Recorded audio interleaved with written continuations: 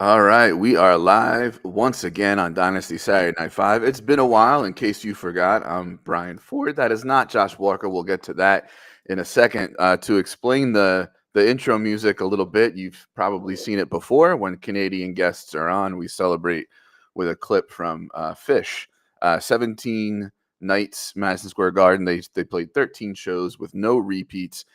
And on it was called the Baker's Dozen. Every night was named after a donut flavor. On Maple Donut Night, they opened up with a spotlight on the Canadian flag and MSG because it's hockey games there, playing "O Canada," which is a tribute to my guest co-host for tonight, Going for Two's own and Canada's own Kyle Senra. How you doing? Hi, Brian. Doing great. Glad to be on. Glad that Dynasty Saturday Night 5 is back live. And bittersweet that Josh couldn't be here, but I was glad to fill the void and co-host alongside you. I love podcasting with you, Brian. And it's been a while since you and I have spoken. So it's Yeah, great. it's really good to see you. Really good to be on a show again. So please make sure you subscribe, rate, or review, all that jazz on the audio feed and here on the YouTubes and the Twitches and wherever it is that you're watching. Kyle, why don't you tell folks a little bit about what you've been up to and where they can find you? I know that from our chats and stuff, you're doing a little more work with Fantasy Six Pack and stuff. So tell the audience what you've been up to. Yeah, I've really migrated a lot of my content over to Fantasy Six Pack. It started during the regular season last year, the goal line guide article. Started writing it for Fantasy Six Pack, and now this off season, I'm going to be writing some more things. Even just the aftermath of the NFL draft in a couple of weeks, there'll be some articles scheduled to come out. So I'll have to get writing on those. But in the between the season and the draft, we decided to start a new dynasty show. We, as a few of us from the Going for Two live family here, and it's myself, Jamie Perogue, and Rahul Natarajan, and the three of us comprise the Dynasty Six Pack Trio. As we live stream on the Fantasy Six Pack YouTube page, and so far I guess we're 7 episodes in. We do one more rookie episode before the draft, tight ends. Maybe look at some real rookie drafts that have happened before the NFL draft, and see, okay, this is what people are when the money's on the line, when draft picks actually matter. As great as it's good insight you can get from mocks. It's great to see a real draft and real interactions, trades happen throughout. So we're going to review that on the upcoming episode. That'll be a Wednesday night at 9:30 p.m. Eastern. Every Wednesday, 9:30 p.m. Eastern is All right, the Dynasty Six Pack. So yeah, it's great. And not doing anything right now for Going for Two live in terms of off-season co-host, but I plan when the season starts to co-host some of the pregame shows, either Sunday morning, Monday pregame show as well, maybe both, like I did last year. For now, I'm just guesting on the Going for Two live network because I guest co-host on Speak on It to replace D1 episode, and I'm replacing Josh here on the Saturday Night 5. So people on Going for Two live still have to hear my voice. and we love it. So for those of you who may not remember or who are new to the show, Dynasty Saturday Night 5, we do lists of 5 as a way to talk about the Dynasty topic that we're talking about tonight.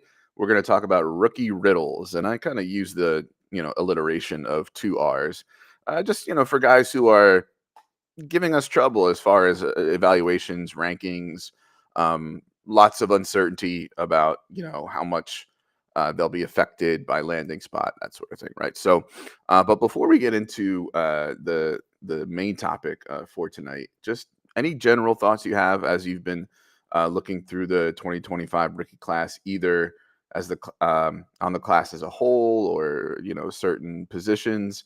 I know that you kind of from the past, you dig in on a lot more granular level with some of these guys as far as watching the film and stuff like that goes. So, what are your thoughts so far throughout the rookie process? Well, I guess I'll start the position I tend to dive in the deepest to, especially with film watching. That's running backs, and just from last year's class, it really was. There was depth to it, but the high end producers really weren't there. And I mean, the results showed. Bucky Irving ended up being the best rookie running back last year, and I think Tyrone Tracy was second, and he did pretty well, but not anything outstanding, and really nothing else after that. There's still a lot of guys that they still have jobs, they look like they could be main backups and still have fantasy relevant roles, but we didn't really get the high-end producer RB1 seasons from where we expected. Bucky Irving inadvertently did it with especially a lot of late season production, really efficient running, yards per carry and touchdowns, and kind of boosted himself further than we were expecting. So last year's class really didn't have the top end. And if I'm looking at my film grades from last year, I believe Ray Davis ended up with the highest film grade. That would put him RB9 in this year's class. But 8 guys with higher tape grades than what I saw last year from Ray Davis. So it feels we've got the high end talent, but I don't think it's just Ashton Genty. I think there are a couple other guys that really stand out either because of what I saw in film or their incredible production through college. So yeah, I think just a lot more high end, but also just as much depth, and maybe even more depth than there was in last year. So running backs resurgence. That's the running back renaissance, I suppose. And the pendulum swings where wide receiver really doesn't feel like it's nearly as high end or even as deep as the last few years have been. So those two positions seem to be switching what they were, especially last year. Yeah, running back class is very deep. I'm in my rankings all the time, and I'm at like, 18, 21, and I'm like, this guy could be pretty good. And like I want to put him higher, but who am I gonna put, him above, And yeah, and with wide receiver, like I don't know, let's say leaving Hunter aside for a minute, and say Tet's my one, I probably feel about as good about him as I did like maybe the fourth or fifth wide receiver last year. For me, that was probably in like the Lad McConkey, Xavier Worthy, Brian Thomas range, pre-draft at least. But I think it's hard to say Brian Thomas because people have now already in their head what he did his rookie year. But we had questions going into sure. I think pre-draft he was definitely no higher than 5 to me, and I think I even preferred guys like Coleman. I was pretty high on, even Xavier Legette. So I probably the same, Brian. Like if I were to put Tet to last year before the draft, he's probably in the Roma Dunze Xavier Worthy tier. That's like 3, 4. He's potentially 5. Probably thinking he's probably below those guys.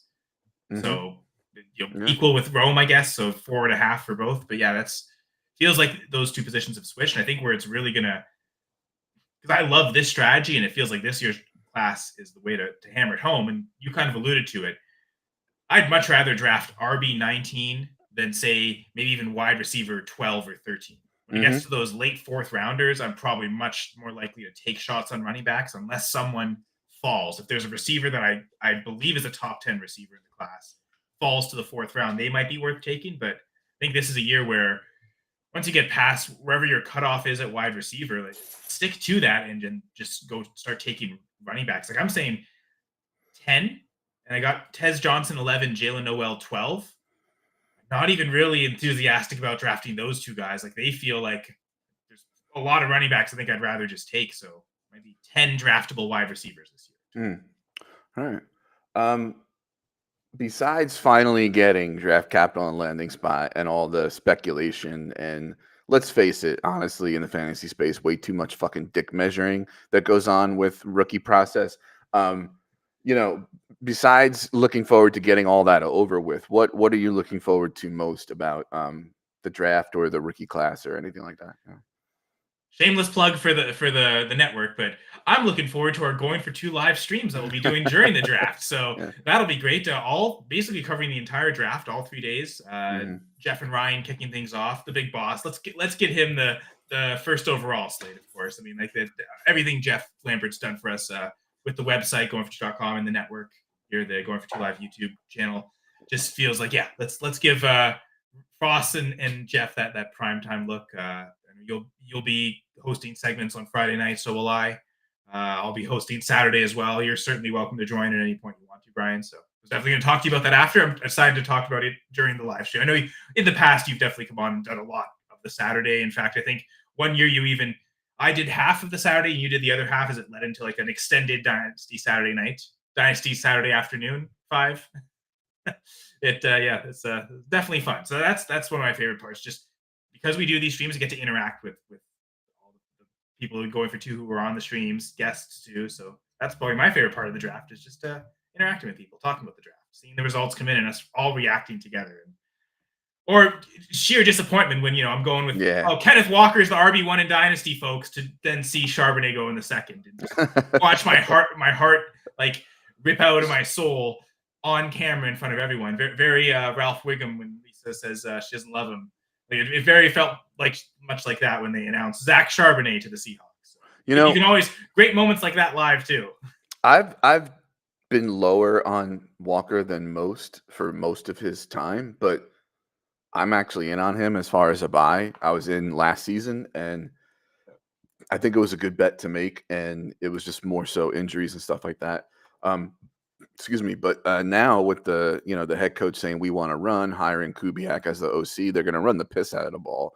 And if they can improve the offensive line just a little bit, I don't know, he's already shown more receiving chops in the last couple of years. So like, I really think he's especially when everybody's got rookie fever, probably a pretty decent buy at the moment. I mean, obviously they could get company, but I doubt anything too meaningful since they already have two pretty good ones there.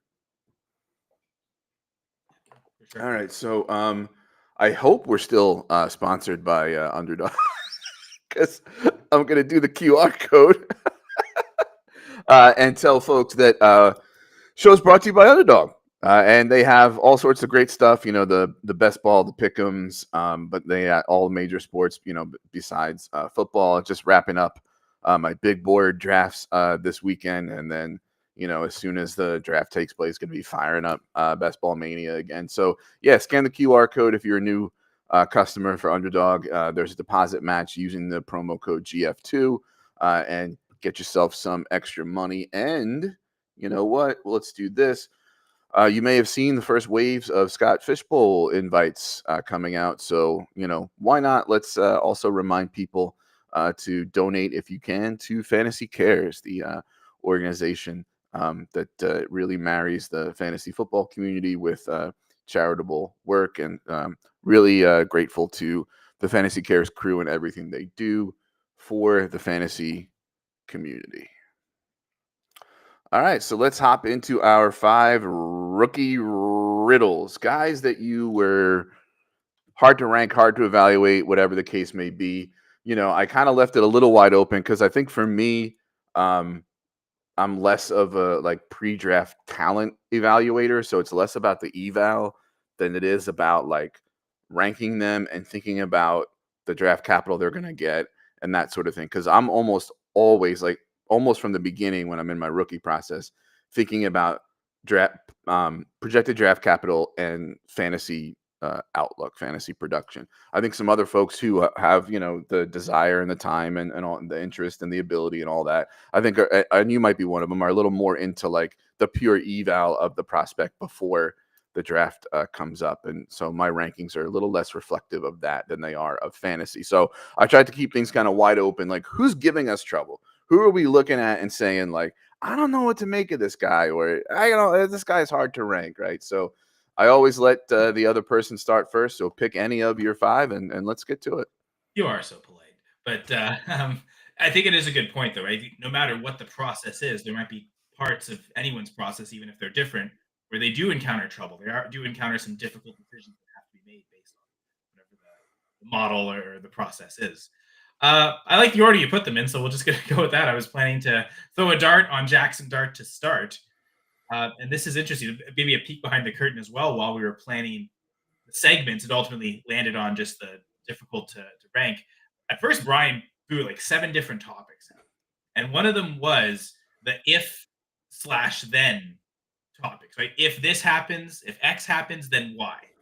So there's a couple of the players that could have gone in that category as well that I'm picking for this to difficult to rank. So I guess it's ultimately you're so polite and so nice that you just reduced it to one topic, so it made it a lot easier to prep for the show. So thank you, Brian. And I'm sure 10 players plus maybe a little more at the end, you and I can ramble about a lot. So we don't need too much of a heavy show sheet to make it a long show.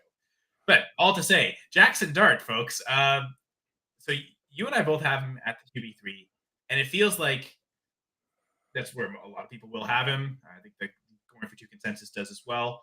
And I think that really there's only 4 quarterbacks that look like they're getting the potential at first round capital. So it makes it really easy just to draw a massive line. These are the top 4, and then everyone else. So probably not a lot of variance. I mean, he's either going to be 1, 2, 3, 4. Those are the 4 spots to vary between Jackson Dart.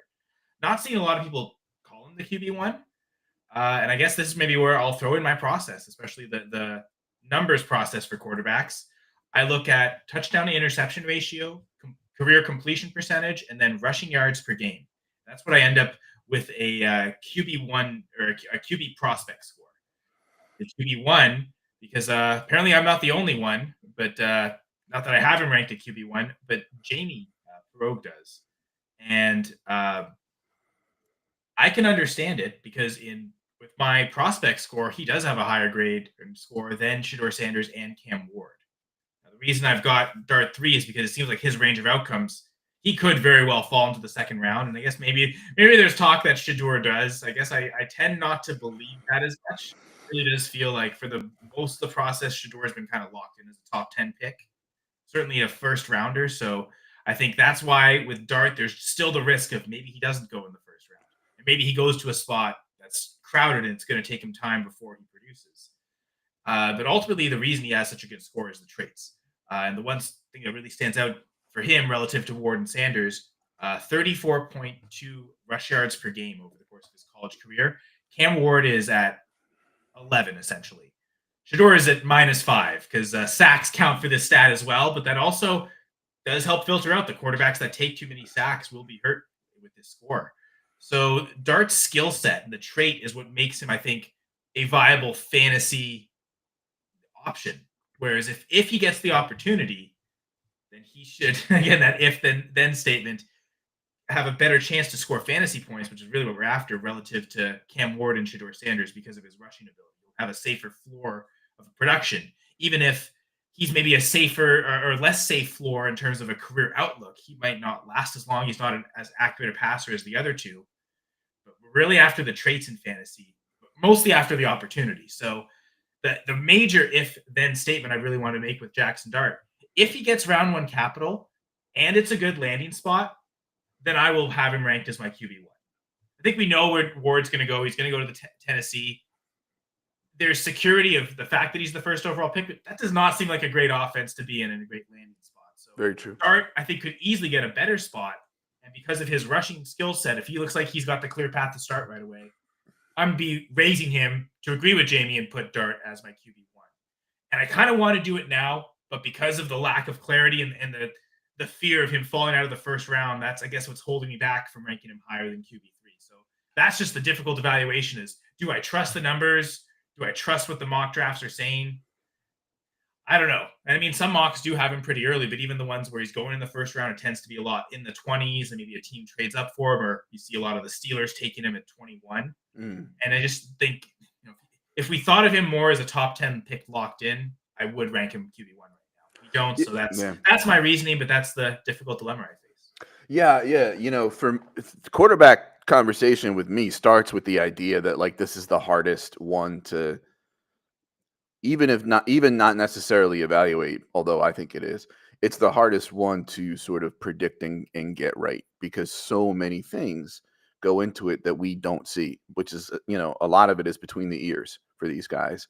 And of course, coaching and scheme and a lot of that, so yeah, with quarterbacks, I tend to, I don't take too many flag plants or stands or anything like that. It's more of like I'll let the draft capital talk and I'll, have my takes here or there.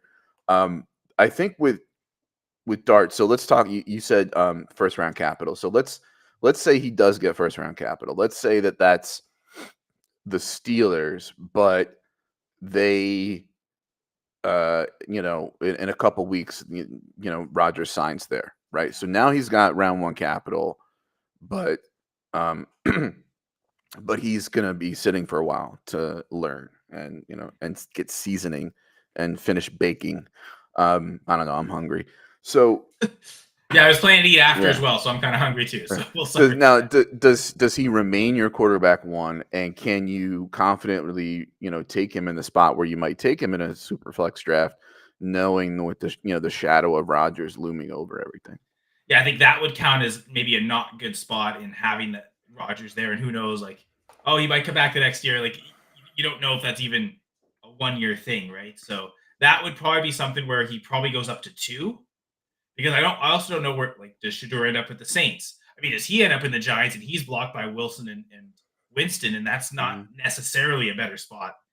Like, that's one where I could easily see myself putting Dart over Sanders, but yeah, I could, in an instance like that. Steelers with Rodgers, he's probably behind Ward. Steelers without Rodgers, though, I'm in.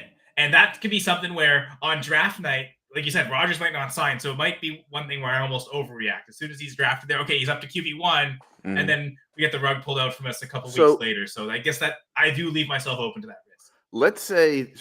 Let's just play some scenarios out. Giants know now that Shador isn't slipping past 9 because of the Carr stuff. So, they say, you know what? We're gonna skip Abdul Carter and we're gonna pick Sanders. Whether that's at 3, trading back a couple, whatever it is, right? They pick Sanders to get ahead of the Saints. Let's say the Saints then take Dart at 9. Now you're still in a situation where, okay, Carr's shoulder is hurt, and it seems like, the marriage between Carr and the Saints is bad, but he's still there, and that money is going to be hard to get rid of. So you're still in a situation where he may still be the backup. Yeah. I think with this news of Carr, though, I mean, the risk that he might just have to miss the season, because if he decides to get surgery, he's out for the season. So, like, we might not get that news. Like, that might be something he decides to do, right? If they draft Dart on him and he's like, well, am I going to have to spend the whole year literally looking over my shoulder, not just for my shoulder's health, but also Dart? I think I'd rather just get the surgery, and then you guys could start him, and then maybe I'm gone, right? So, you see, let's frank. I mean, I know he's been bad. Sorry he was so bad for your Jets. As a Packers fan, Rodgers was really great for Green Bay, though, so that was good. Rodgers is a far superior quarterback to Carr, even with what we saw last year, that coming off the Achilles tear. So I could see a scenario where if Rodgers with the Steelers, they're not going to bench him for Dart. But the plan could be to start the year with Carr. He doesn't get the surgery, he rehabs enough, and he starts the season. But if the season starts going south and they start losing games, I could easily see them turning to Dart quickly into that rookie year. Or maybe for both reasons, right? Thinking long term, are they also thinking that Dart is the spark they need to kick off the offense too, right? So Carr is just bad enough of a quarterback that I'm not really afraid of him. So if he went 9 to the Saints, yes, I'd probably have him at QB1. So I have 2 more questions for you, because you and I could talk for 5 hours about this stuff. So let's say that same scenario of Dart to either the Saints or the Steelers, but Shador slides and ends up with the Browns, top of the second, or they trade in to the back of the first to get him, or same thing with the Giants, top of the second, or they trade back in, right? Does that change for you at all your sort of outlook on Dart versus Shador? No, I think it'd be very easy at that point to have Dart ahead of Shador. And I think that then the interesting conversation is Shador or Milroe the QB3. I think that really comes into play there. I think Shador's kind of maybe locked in as a top 3 QB if he gets the early first round capital. But if he slides, I think that's what he could really slide down. So let's say Dart is on the Steelers and Shador slides to early second, right? But he's the day 1 starter with the Browns, whereas Dart won't be. Roughly speaking, in a super flex draft, what picks are you spending on each of those guys? I know right now I kind of have it like right around the 108. 9, 110. I think I'm probably leaving Dart around there. I'd say probably the 110. You're a competitive team that might not, you had a good enough team to compete last year, so you could maybe take the shot on. I'm not necessarily going to add to something this year, but long term, Dart really helps me out and adds that value. So 110 kind of feels about right in that scenario. And I think if Shador falls to the second round, I mean, if they trade up for him, I guess that's a little different. It's that little but either way, right? He's the day 1 starter, and they already took Travis Hunter with pick number 2. Like, so the landing spot issue that Jamie brings up in the chat is at least mitigated a little bit. He's fine. and then in the fourth, fifth round or whatever, they add a back that, to go along with Jerome Ford. And now all of a sudden you're talking about, Man, I really didn't like Will Levis, so when he fell, it was kind of easy to push him and say he was a second round pick. In the NFL draft, he should be a second round pick in rookie drafts. I feel like I'd probably do that with Shador. But you do make a good point. If he's getting instant, because that was one thing with Levis, he didn't get the instant starts. Yeah.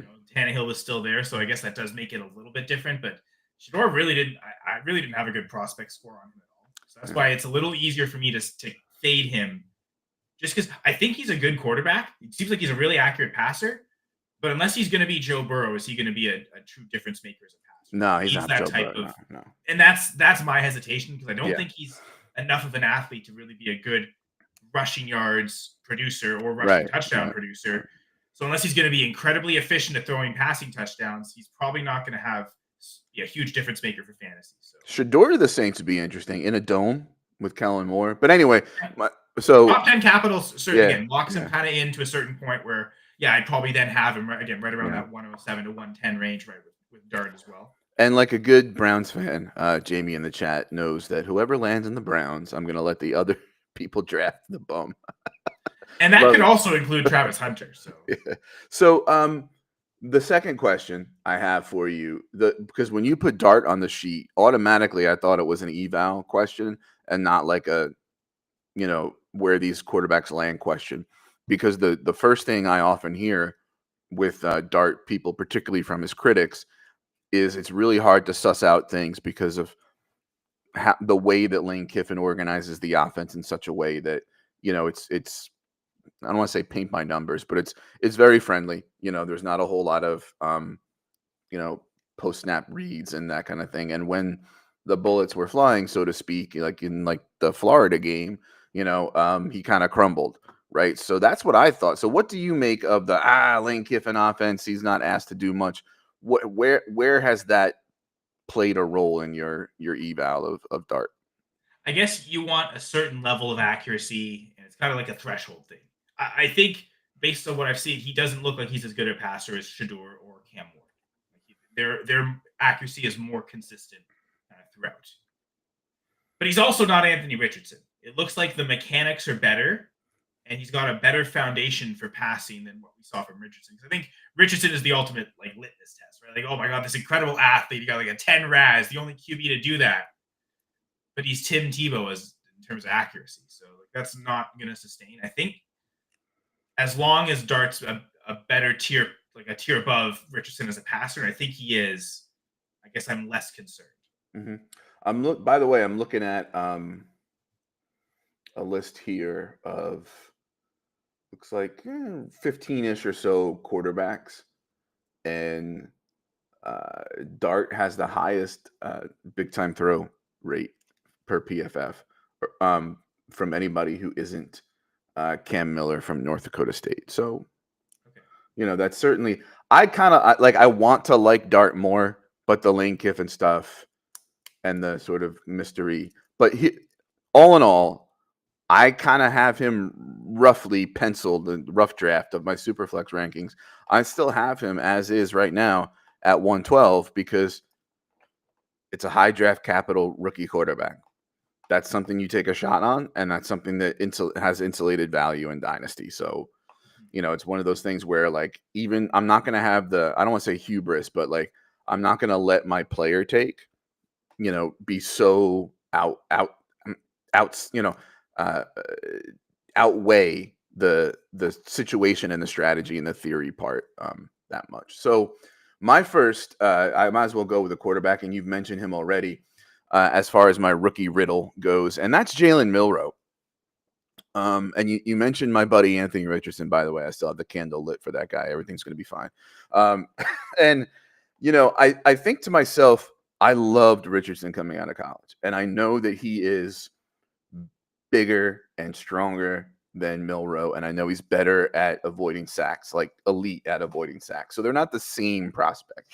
But when we think about good size, athletic, accuracy issues, great rusher, they're loosely in the same category, Richardson and Milroe. And I asked myself, I loved Richardson why am I finding it so hard to love Jalen Milroe? And part of it, I think, was more of like Milroe's had more starts and more experience, and he's still kind of this bad, you know. Um, and part of it too, of course, was the size and the sack avoidance, and maybe I have a little, PTSD from being so in on Richardson that I'm like, not going to have faith in this guy. And so at the same time, though, his supporters make really good points about how he's perhaps underrated when it comes to some of the passing and the accuracy stuff, especially when you look at 2023 versus 2024. Me and you both have him at quarterback 4. That's pretty chalk. Going for 2 consensus rankings, have him at quarterback 4. Let's talk, I guess, a little bit about scenarios. And I have him roughly in the same tier as Shador and Dart, 2, 3, 4, kind of lumped in there together. But I've got him at like 21-ish in my Superflex rankings, kind of outside of the first round right now, because he's going to have to sit wherever he goes. And there's a chance that there's bust in there, but his fantasy upside is so big and intriguing. And that's kind of what makes me, I don't know. I don't think it's as simple as some of these people are like, oh, you can't throw, you can't run an offense. Like, I think that's a little dismissive and lacks nuance. But I also am not like 1,000% in on like this guy's going to be great for fantasy. So I would love to see a curveballs on draft night. I tweeted right after the Giants signed Russell Wilson that, like, wouldn't it be a fun scenario if now with competent bridge guys in place, they pivot and take a developmental guy, in the first round, like Milroe, right? Right away through. I could see them going in the second round with Milroe. Right. Yeah. Or they trade back in or whatever. Right. Yeah, exactly. Because then what they can do is they can sell hope, and that buys the coach and the GM time, or it at least buys at least then the owner has in his pocket, I've got a young quarterback that we can develop with the next regime too. So, let's try to win 8 games or 9 games, and sneak into the playoffs or something with Russ and Jameis, and let's develop this Milroe guy. And no matter what happens with the coach and GM at the end, we've got that in our pocket. So what do you make of Milroe personally from your eval, and sort of, should the fantasy upside be so tantalizing that we kind of ignore some of the warts? I don't say ignore, but does that outweigh the warts, and are his critics unfair to him, I guess, would be my other question. Well, I'll first say you made a really good point about this won't always be within the position is difficult to rank, because I think back to just this past Wednesday on the Dynasty 6-pack, all 3 of us, we ranked each of our top 6 quarterbacks. The only quarterback we were all in agreement on at the exact same position was Jalen Milroe at 4. So he's easy QB4 for me right now, but where should he rank to other positions? I think the overall ranking, it's really tough to nail it down, because he has first round potential. He's being invited to the draft. That was something Jamie mentioned on the show. Yeah. But my conspiracy theory is they're doing this on purpose to invite guys that won't go in the first round because it's a big story, right? Like the NFL, any edge they can get with media story, any little extra story, is something that drive clicks. See, I hate the NFL. They're a trash organization, and I'm like the only fantasy person that if the NFL ceased to exist tomorrow, I wouldn't care, because I don't really care about football. I care about fantasy. Yeah. But I have heard from, reliable people who know a thing or two about the league relative to me say that they actually don't want another Levis. Like, they're trying to prevent that. And that's why they're shrinking the number of invitees. So true, I think it was only 17. Yeah. So yeah. I don't know. But I've always thought, they see how much they want to screw players over when it comes to like long-term stuff with the CBA, and they'll use a player's misery to gain themselves views and get themselves money somewhere. I don't put the NFL above doing something like that. But anyway, all to say that I think there's a chance he goes in the first round with that, which means you could rank him close to like a really early second rounder right now, even sneak into the first round, because again, of the traits and tools, even if, let's say, he doesn't have a longer career than Shedeur Sanders, does he still give more fantasy relevant seasons than Shedeur? Shedeur might be one of the safest of these quarterbacks to have like a long professional career of 15 years. But how many of those seasons is he truly going to make a difference for fantasy? I think Milroe is similar to McCarthy was last year in that we have, assuming Milroe gets either there's some curveball that he gets taken at 3 or, at worst a trade back in or an early second. Now he's McCarthy from last year where it's like we know for sure he's not starting. We know for sure he's in the oven. Then they're going to finish baking him. And now he's a high draft capital rookie quarterback that holds value. So like that's why I'm like really intrigued by him, even if I can say, yeah, I don't like the way he throws and he got a lot to work on. Like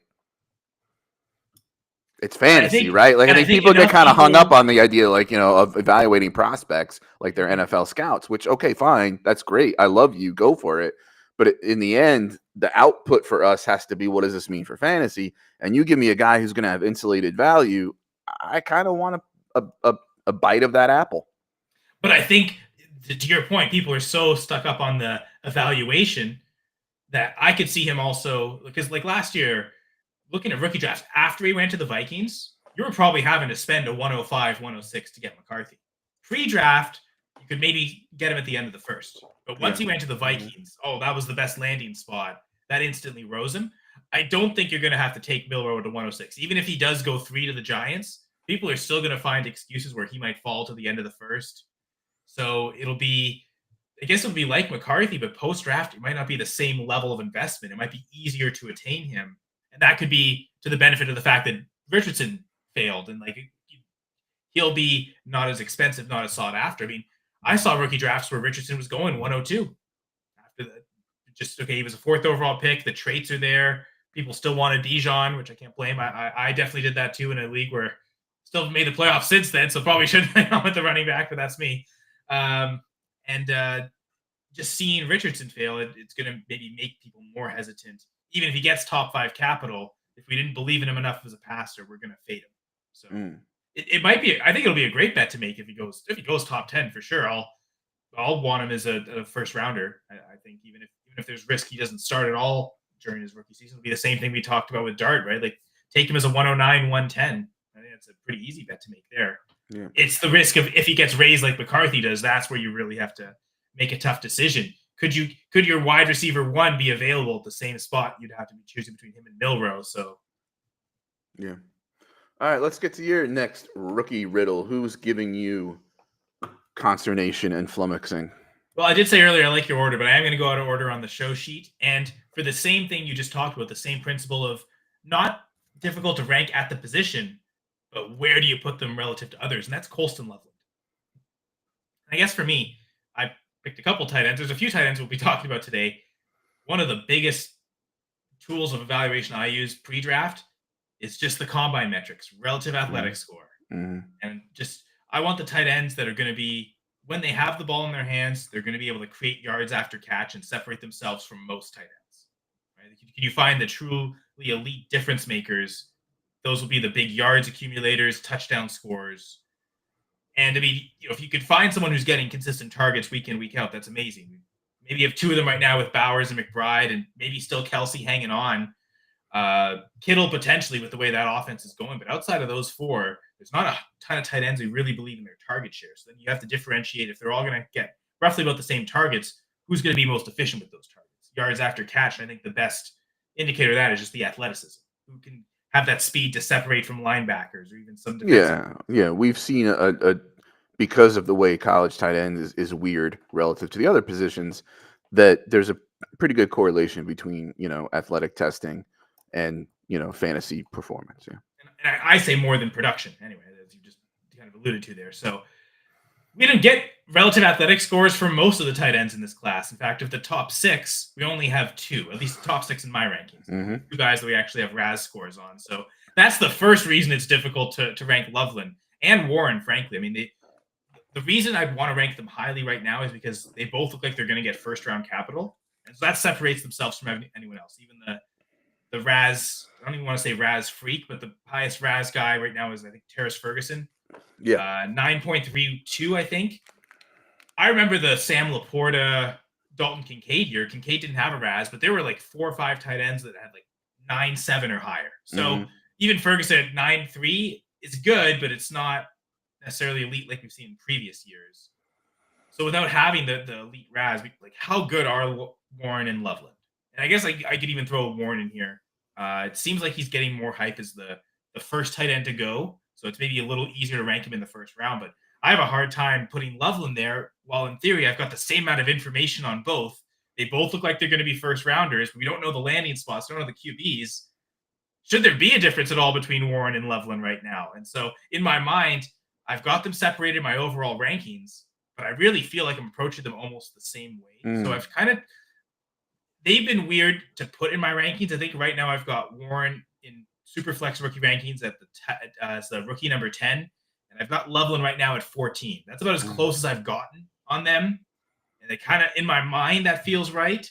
But then I'm still taking Loveland without a RAS score ahead of some running backs that could, A, get some early capital, and B, were productive in college. I'm thinking specifically right now I've got him one spot ahead of Quinshon Judkins. And so that still doesn't feel right either. Then I feel, okay, should I put Loveland lower? But then he's so far away from Warren. Does Warren need to be lower? So it's tight end 1 and 2 seem pretty easy to me, and Loveland and Warren right now, and Loveland being that number 2 pretty easily.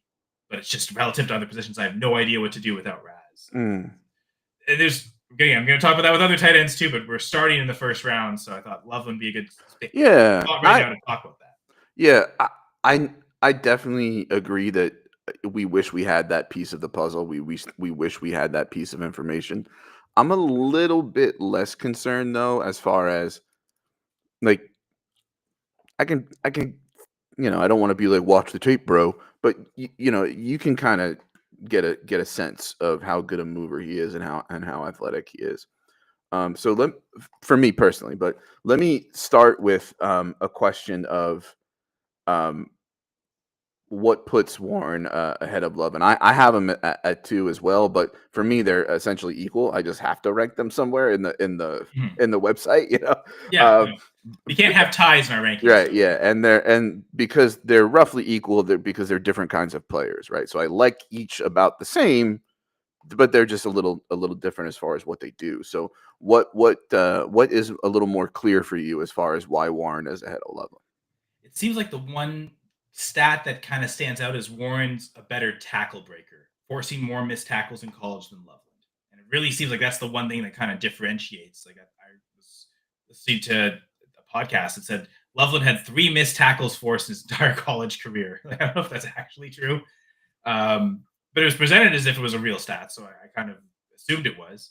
So it just seems like that's a one spot where Warren was like really good at doing that. Like, kind of an extra physical kind of player, whereas Loveland, it seems like he's got the speed, but does he have the strength to match it to where when a linebacker's trying to tackle him, he'll be able to break it. So that's the one kind of minimal thing on tape, because they're both really good at catching. They both seem to draw a lot of targets. They both seem to run routes really well, but it's just the tackle breaking ability seems to favor Warren over Loveland.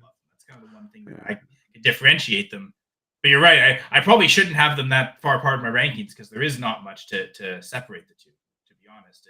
Yeah, I was just curious. I think if I had Warren ahead by a hair, it would be because of the way tight end is moving. Like I think we had this wonderfully awesome window that kind of got slammed shut because as the NFL evolves and the offenses are moving back toward more of a run game, using 12 personnel more, using bigger packages more.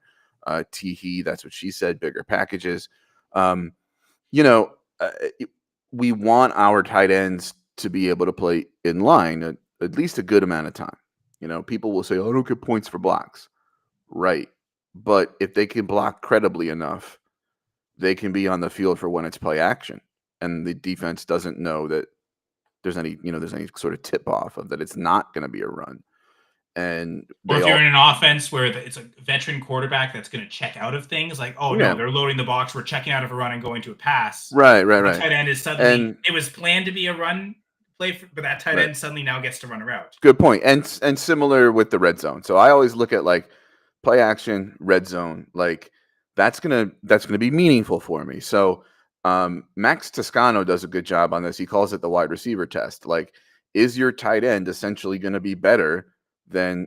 I'm oversimplifying what he says, but is your tight end going to be better than the good slot receiver on your team, right? Because if they're not, then we don't want them. Then they're going to end up like Kincaid and Musgrave, two guys that I loved and I really saw the upside as pass catchers, but who kind of can't really find much of a role because they're not good enough as blockers to be consistently in line, and they're not going to out wide receiver the wide receivers on their team, right? Well, I And think so, those are two examples where the right, slot receiver really is the number one receiver. Khalil right. Shakir and Jaden Reed. Like, if those guys are ever mismatched with a linebacker, you like that mismatch much more than a tight Right. end versus a safety. So and for me, so there's this little part, I don't know, maybe it's medium, of Loveland's range of outcomes that is a Kincaid run out that scares me a little bit.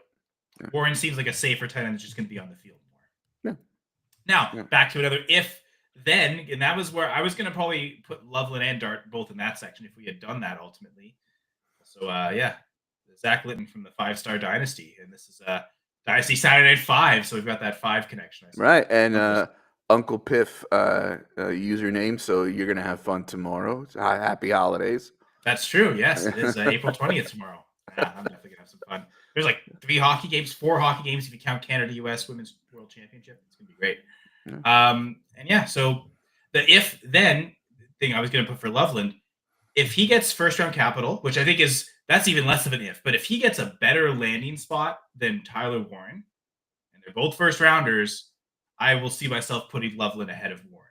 And I think better landing spot can mean a few things, right? Quarterback quality, I think, will be one of the most important, but also is the offensive system and what the offensive coordinator runs, is it going to be something that features the tight end, or is it a type of system that thrives on the 11 personnel? And again, that excellent slot receiver is always out there taking those middle targets. So you kind of take both those things together. If Loveland's quarterback and offensive system are both better than what Warren has, even if Warren goes ahead of him in the draft, I'll probably move Loveland to tight end. So here's my spicy take or whatever. I don't love the Colts as a landing spot for a tight end fantasy because of Josh Downs. Now, quarterbacks aside, opportunity is great, right? They come in, they're instantly a starter. But to me, it's all about the quarterback, right? Like to me, it's even more so. Not even more, but okay, I shouldn't say more so. There's the quarterback concern, but Josh Downs. But yeah, it's from what I was saying before. Is like, are you going to out wide receiver the slot wide receiver with Josh Downs there? You're not going to, right? And if you need a jump ball target in the red zone, are you going to outdo Michael Pittman in that regard? Right. Yeah. So I don't think it's a very good fantasy friendly spot for tight end. I could be wrong. Me neither. But, I agree. If one of them goes there, it's probably the other guy I'm going to favor. The other thing too is you said quarterback aside, but I think regardless, because I know some people might take I'm going to bet on the Colts tight end and bet that Daniel Jones gets the job. Daniel Jones has been such a horrible touchdown producer throughout his career. He's good for himself for fantasy because of his rushing yard ability, but he's not someone I'm super excited about because are there going to be the touchdowns there from Daniel Jones? I think the one player I'm really excited about that gets a boost from if Jones is the quarterback over Richardson is Jonathan Taylor. A, that's less vulturing and touchdowns in the red zone, but B, that's just maybe more passing volume in general. That could mean more dump off. So just Jonathan Taylor will get more just receiving opportunity, not because it's designed more, just because he's going to be out there running more routes if they run just more pass attempts total. But there's no one else that I really see a huge boost going from Richardson to Daniel Jones. I think the overall passing volume might be better, but it's still not an efficient offense with Daniel Jones, I don't think. So, yeah, I agree. I don't love the Colts as a landing spot. So I'm going to jump to my second guy. Yeah. And let's have the Travis Hunter conversation. So for me, it's less about eval and is this guy good, and more about I don't know that I'll feel good about the information that I have until even August, right? For sure. We might not get a good answer until week 1, and we actually see it with our own eyes. And even that'll change, right? Oh, for sure. Yeah. So, there's a good argument that hey, listen, the guy's got huge ceiling. Upside wins championships. You go all in on this guy. And you know what? If he's not a very good wide receiver, like you think he is, you're losing the bet anyway, right? And so you know, like if he's a good enough wide receiver, the team's going to use him, unless there's some real coaching malpractice, right? So maybe the cornerback stuff shouldn't scare us so much, because the idea is like that's the bet, right? It's you know, it's whether or not he's good enough, right? Um, I guess my conundrum here, I have him at 2, you have him at 3. Jeff's pulling him down in our overall rankings at 5. I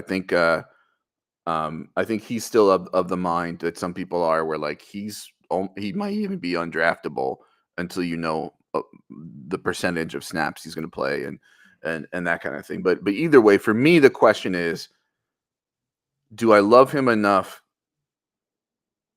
to make that bet at 102?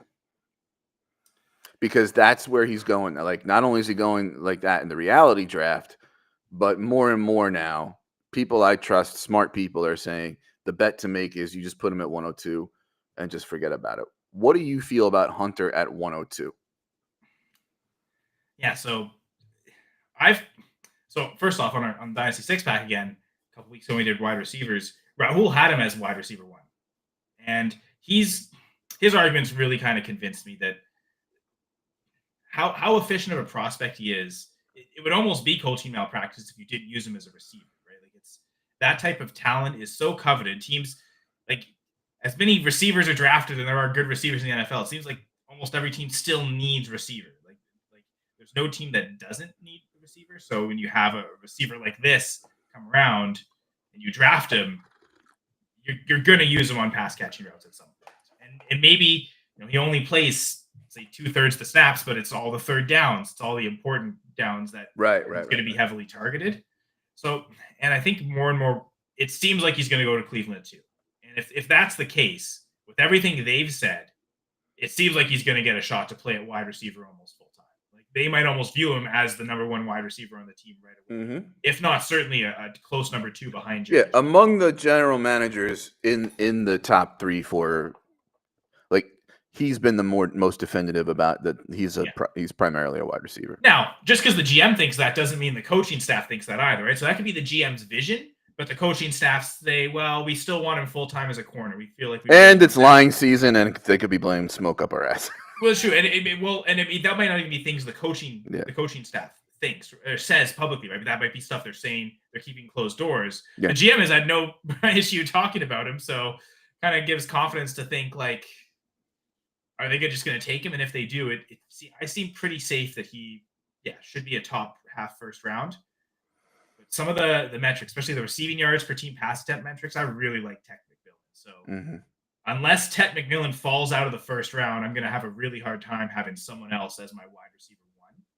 So I would say 102 is a little early, but I mean, if I don't love what the quarterback situations are, and okay, you know, Dart doesn't get what we want, or he's in a bad spot, and Cam Ward's the QB1, I could see myself going Hunter ahead of Cam Ward. And so I could see him in like that, even that 104, if 103, even if like there's not a good second running back that we really have super high confidence with first round capital going 102. Because I think a lot of drafts right now, they're earmarking, if Omari and Hampton goes in the first round, that's the 102. And I do not tend to buy into that. Okay. Interesting. Maybe that's a conversation for draft night or something. Well, because maybe that's the conversation for the end of the episode with our honorable mentions. I did have a question for you, and now I might have an answer to that. So, that answer your question well?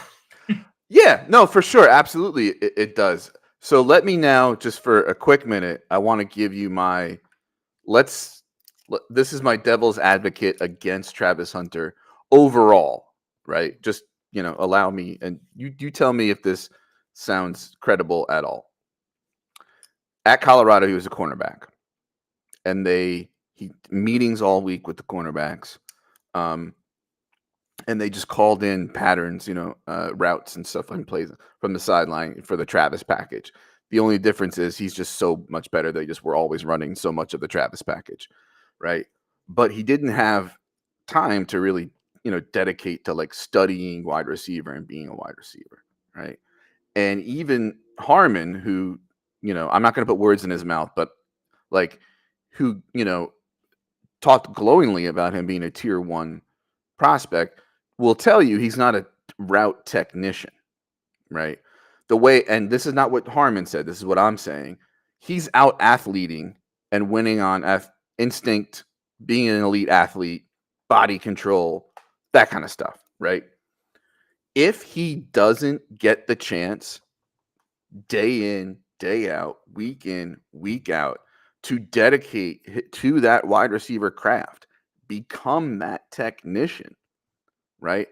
I don't know that he has the elite wide receiver ceiling that some people think he does, because out athleting and out instincting people in the Big 12, by the way, and specifically Colorado, didn't play very good defenses throughout the time he was there, isn't going to cut it in the NFL. So he's got to be a full-time wide receiver if you want to sell me on him being wide receiver 1. Okay. So the more talk there is of the split work, you're really concerned. So that's my devil's. Does that pass the sniff test? I think it makes sense. Now, I guess the devil's advocate to the devil's advocate, did he plan to say, I'm going to learn everything I need to about corner in college, so that when I come to the NFL, I will act like a full-time receiver? I'm going to go in all the wide receiver meetings, but I still have the cornerback instincts to where I can get on the field, even if I'm not, in the cornerback meeting rooms as much. There's a lot of read react, right? So if he feels like the instincts are there, it's something that the coaches are going to want to see me in the wide receiver rooms. There's so much planning that goes into routes and that. So maybe he's understood I can get away with it in college. I'll learn the cornerback craft in college as a primary weapon, and then I'll learn to be a full-time receiver once I get to the NFL. But he's made it sound like he still wants to play corner, right? So it's he said if he doesn't play both, he's going to retire. So I don't think he actually said he will retire, but he said he'll want to retire. He'll feel like he will. And I mean, that could just be, I don't know. There could be Lion season for the players too, right? So, all right. So let's move on to your third guy. Who's your third rookie riddle? Well, yeah, I'm going to go with Donovan Edwards now. And so I guess a big disparity in the rankings. And part of that big disparity for me, where he's ranked from a film grade perspective versus where he is the production metrics to the whole class. So just purely on film, and some of this is from 2023 tape as well, but he's my RB10 in this class. Now, one of the things I look at, scrimmage yards per season. I've got 21 guys that I have for that metric, scrimmage yards per season. He is the lowest, 762. So was not a big producer. This was actually the big conundrum last year with Quorum, because Quorum, crazy production in Michigan at the same time as Edwards. But I have Edwards as a higher film grade than what I did at Blake Quorum. I think he's a better technical runner. So from the pure evaluation standpoint, I do think Donovan Edwards has what it takes to succeed. And that's why he's my RB11 in rankings, even though the consensus is 21. I know you're even lower than that. So there's even guys ahead of him in my rankings that have better film grades, but certainly everyone below him in my rankings, they don't. But they all have better production metrics. But then to even throw a further wrench in it, if it was just that, I'd probably be willing to put him a lot lower. He comes out at the combine, does amazing, has a RAS score of 968. It's like one of the top 5 in the class. So then that's another positive aspect to where he could succeed as an athlete relative to everyone else. So I'm kind of backing on him for that reason. So he's been really tough because of the swings, just so wild. One of the highest RAS scores, lowest scrimmage yards. I mean, the film grade's about average. So that's kind of in the middle, but he's kind of all over the place. So it's really tough for me to put him and rank him and compare him to other running backs, because the profile is kind of, again, all over the place. He's a great player, or at least a good player. He should have better production than he did, but he didn't. So you can't change it. That's what it is. I mean, that's what his scrimmage yards per season says. But then what he shows as an athlete shows the potential is still definitely there. So I feel like he's been buried too much, and maybe this was also something I have not heard anyone speak about him, like any type of hype in terms of content regarding rookies. And Brian, there's so much you talked about it before, how it's so over diluted in the space, and it feels like still no one's talking about Donovan Edwards. So I at least wanted to give the chance to talk about it here. It is someone that I'm definitely a lot higher than consensus. Basically, everyone. I'm probably no one ranking him at inside the top 15 of running backs other than me, kind of across the entire industry. So Yeah, I was curious what you liked about him, and I'm glad you said it. For me, and maybe this is sort of like the Debbie disappointment sort of shadow lingering with me. Sort of, I'm already kind of down on him. But I don't know. Do I watch film? Yes. Am I as good a film watcher as some other people? No, I just don't have the experience nor the interest in like becoming an expert.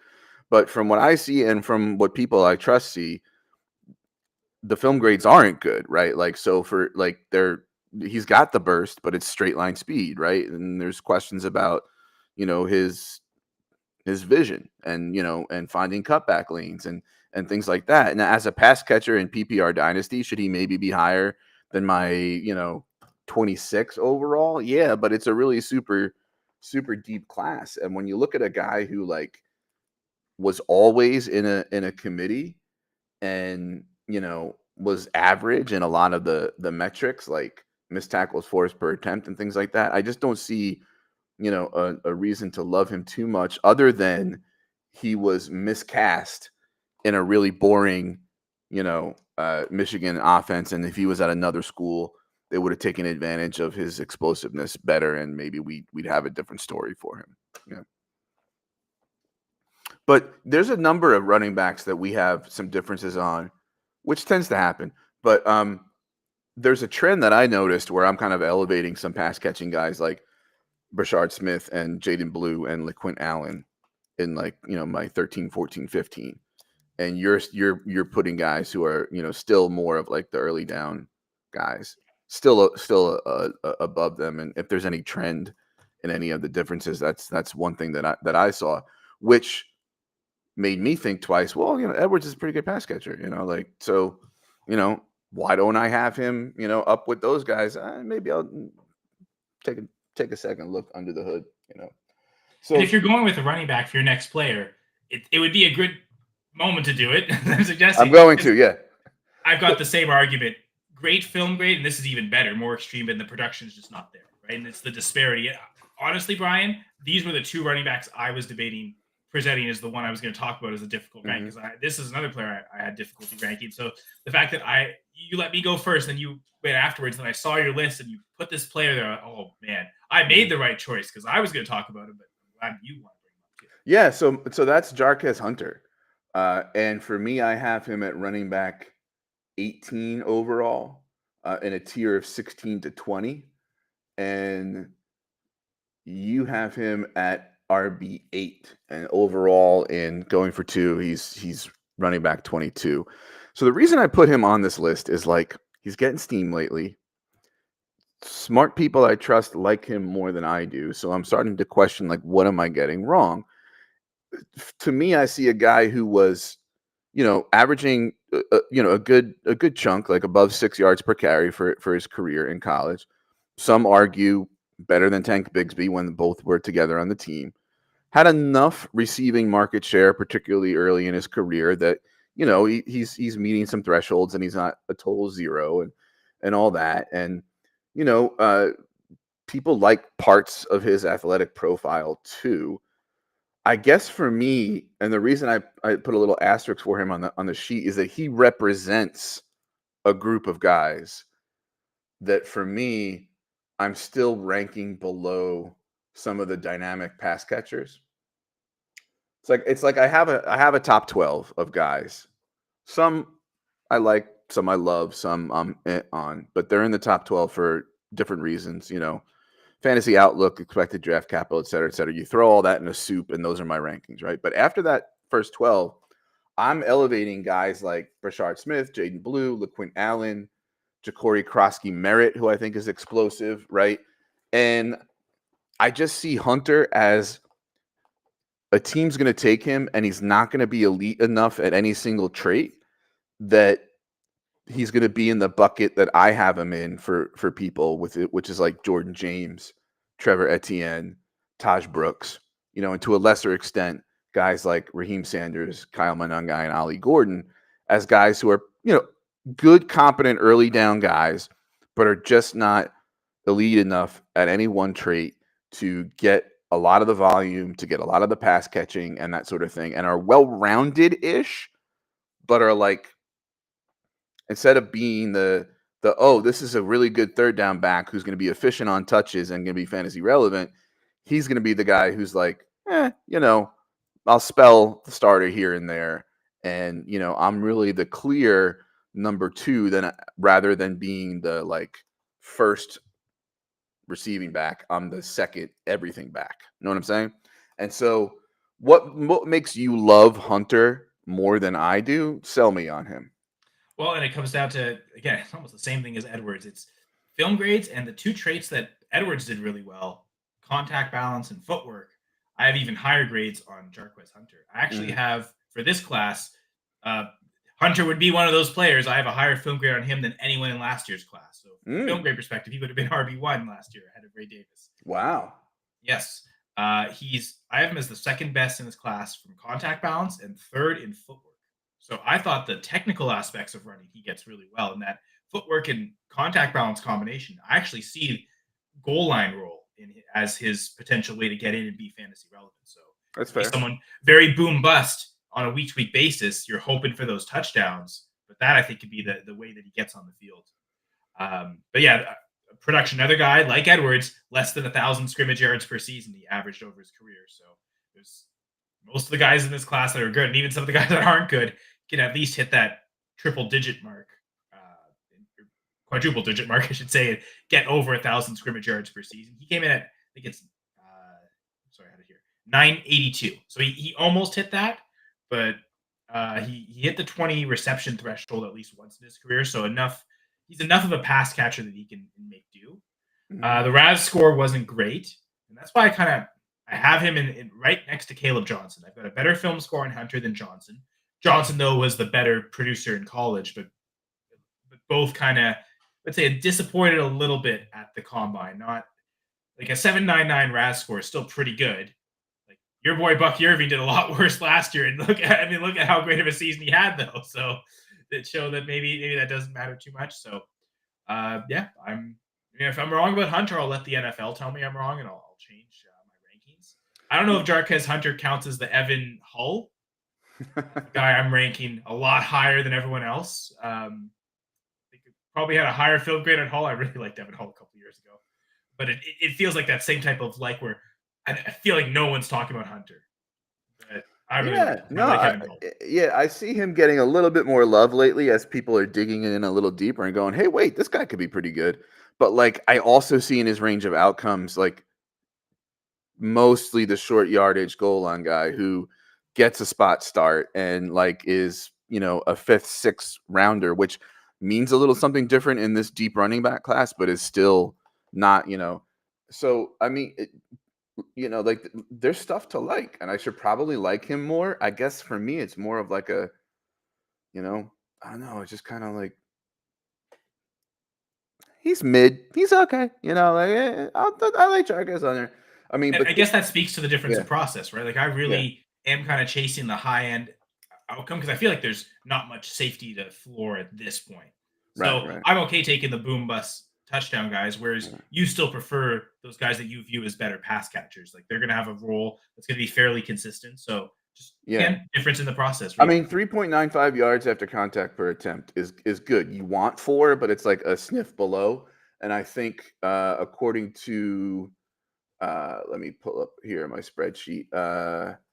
That would still be 9th in the class according to JJ Zacharyason's numbers, which I think he gets from PFF anyway. You're looking at 0.30 missed tackles forced per attempt. Again, solid among the class, and it meets the threshold of 0.3. Some pretty good receiving share numbers for the most part. Not great, but as you said, passable. A 105, speed score. A 126.2 elusiveness rating for whatever that's worth, right? There's stuff to like. I just don't know if it's enough for me, but it's one of those things where we get into rankings that are stacked and vertical. And even if you do tiers, it's still hard because for me, like, do I really love those pass catchers of Brashard Smith, Jaden Blue, and LaQuint Allen like much more than I love guys like Jordan James and Trevor Etienne and Jarquez Hunter and Taj Brooks? No. It's almost like those two tiers are just buckets of player types and they're more horizontal than others. So maybe that's the trouble that I'm seeing the having. rankings, like, man, this guy's 8 spots higher than Hunter, but Yeah. you view them very closely. Yeah, for sure. I think Daniel Jeremiah mentioned that on a Move the Sticks podcast. And this isn't even fantasy related, just on their grading score of prospects. And I guess they talk about a prospect being like Cam Ward being 8th overall, even in spite of all the hype. Oh, this isn't a great QB class. He would still be the 8th overall prospect based just on his grading score. Then he also mentioned Quinshon Judkins had almost the identical score to Cam Ward, and yet he was his like 33rd or 35th player. So there was like, after the top 6, apparently from an elite traits standpoint, everyone's super close, and you're just going to elevate Ward because he's the quarterback. So yeah, even the real NFL draft people are having that trouble, not just us fantasy folks. Makes sense to me. All right, who's your next rookie riddle? Who's vexing you?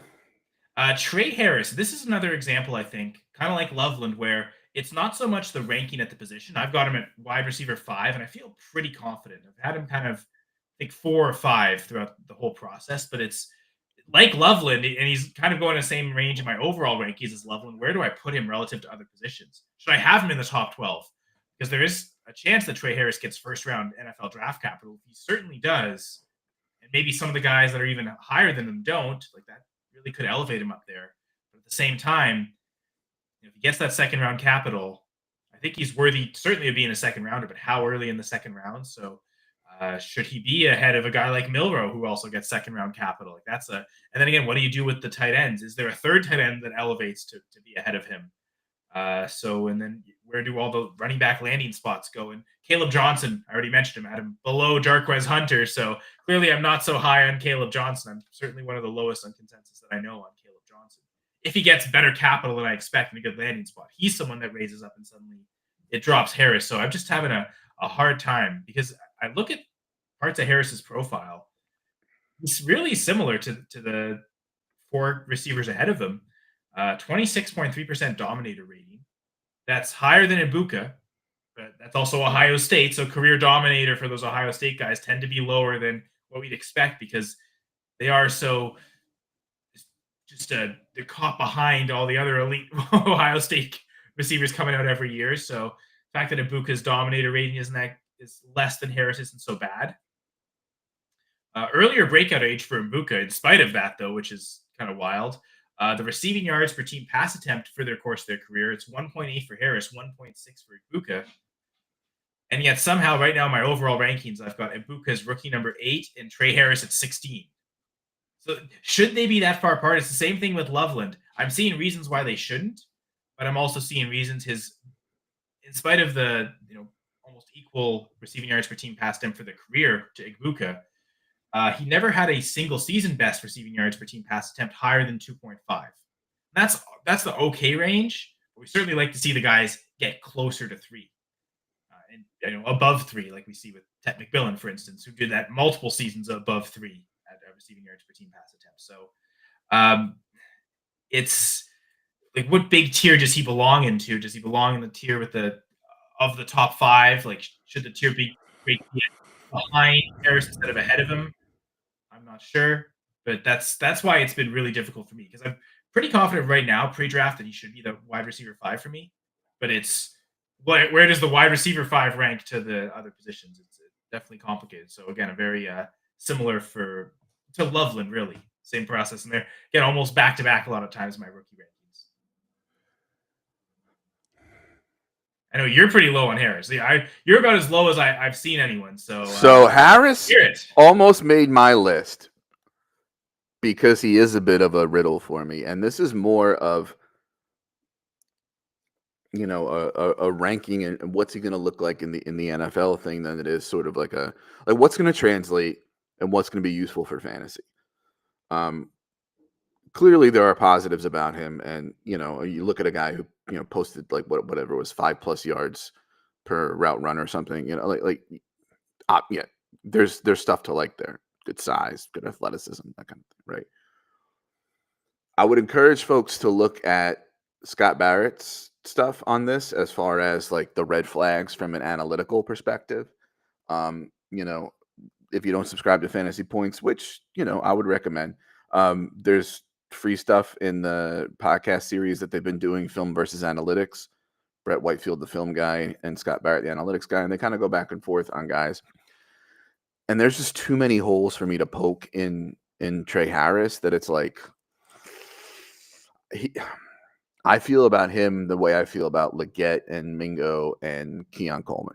And I have a fear that he's going to go in that same draft capital range, late first, early second at the turn, and people are going to overdraft him.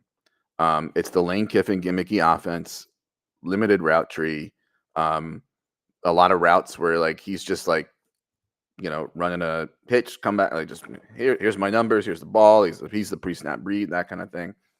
Didn't hit breakout level numbers until his third year at a G5 school, Louisiana Tech. Now, granted, he was a high school quarterback, so I'll give him that. But if you look at his vaunted 2024 season and the opponents he did the production against in the beginning of the schedule, it's a little, like the 5.0 yards per route run, came against, let's see here, Georgia Southern, 225 yards. Furman, who's in the FCS, 179 yards. Middle Tennessee State, 130 yards, right? And his yards per game falls off from 128.8 against those folks to 99.2 against the Power 5 competition. The offense when he was injured didn't have that big a drop off when they went into the most difficult part of their schedule, on top of the fact that it's, kind of the gimmicky Lane Kiffin stuff, already being 23. I think there's just enough holes in the profile from that perspective, enough red flags that are red enough for me where it's like, I have to really love the landing spot to have faith that this is going to work out. Otherwise, he's Keon Coleman, he's Mingo, he's Leggett for me. Well, I guess the one thing is maybe it's a little easier for me now to leave him there in that outside the top 15. That, okay, even though the numbers say he maybe should be closer to Ibuka, I've got them kind of, that's where the tier break is after Ibuka. It's those top 4 and then Harris at 5. So, yeah. Thank you. It's actually made you being so low on him and really shining out some things that not a lot of people are talking about, which I guess is why not a lot of people have him at wide receiver 11 like you do. I will give credit. I think our JB's here, but our third co-host Rahul, I think he had him down at wide receiver 9. So he's maybe the other person I've seen that was lower on him. And that's a good segue for me into my next guy. And I put a little asterisk next to him because he also kind of represents a group for me, Harris being in this group, and that's Alec Imanor. And so he's Canadian, which A, we love, but B, it's a different trajectory. It's a different story arc, right? As far as what the high school football is like there. He comes to, Massachusetts, and then New Jersey, Massachusetts, whatever the order was, right? So he doesn't have the same like consistent type of development story that one of these, guys that when they're in 10th grade or when they're in 8th grade, you can already see in the US, and then he gets funneled into like these camps and these, private schools that recruit for football and that kind. So his development arc is different. And so I'll give him that, right? That there's that to it. The people who love him will point to, his smarts, his athleticism, his dogness, his run blocking, right? He's smart enough to go to Stanford. They'll point out the bad quarterback play and that kind of thing. But for me, there's enough there as far as not being a really great route runner and enough there with the hands and the drops. But I can kind of squint and see, my wide receiver 10, your wide receiver 8, Alec Imanor, just like I have to squint a little less than I have to squint with Trey Harris, but it's still squinting. But you know, I would not be surprised if, oh, hey, right quarterback, right landing spot. Hey, this worked out, right? He's a Michael Pittman-ish kind of guy, wide receiver to production on your fantasy squad for, a few years kind of thing. So what do you think of Imanor, and should I be so divided and riddled and flummoxed and vexed by his stuff? The reason I have him below Trey Harris and I guess another guy that Jamie just mentioned, Matthew Golden, is those guys seem to be getting hype as potentially being first rounders. I put Manor in kind of the tier of players that seem like they aren't going to be first rounders. It seems like there's almost no shot they will, but really some really good, sometimes great college production metrics. So like Jaden Higgins, Manor, Kyle Williams, and Jalen Royals, they all had over 30% dominator rating for their college careers. Manor was at 40.1%, which is the highest in this class, at least of the 16 receivers I looked at all the information for. 2.3 receiving yards per team pass attempt over the course of his career. And that's third highest in the class. So he was such a huge part of the offense. And that's kind of he proved he could be the primary weapon on an offense and the offense could be functional. Now, was Stanford that great? No, but you also mentioned poor QB play being a major factor there, especially since now the best quarterback as part of the organization is like the president of the team. Since that's their GM, I guess, was what Andrew Luck's role is. They still haven't been able to replace him properly. So, I don't think it's my Canadian bias putting him in the top 10 and putting him at 8 because the numbers really, stand out. I like him more than Jalen Royals. I think he's a really close comparison. They have a lot of similar traits. Some spots Jalen Royals is better, others Banner is better. So I feel like he's in kind of a good ranking there, outside the top 6, but certainly in the top 10 for me. So we'll see what the NFL draft thinks about him. All right, so we have him in the same range, but you're seemingly a little less conflicted about it. He's a guy that I kind of have gone back and forth on, because I mentioned Brett Whitefield earlier, and I respect his analysis, and I think he has him as wide receiver too, and that he said that he's got a lot of reps that beat press. On the other hand, Harmon's reception perception stuff was far less kind, and said that he really struggled a lot versus press. So, I'm looking at hitting thresholds in year 2 and 3, at receiving yards per team pass attempt when adjusted for games played. Weighted dominator rating of 40 and 36. Those are good.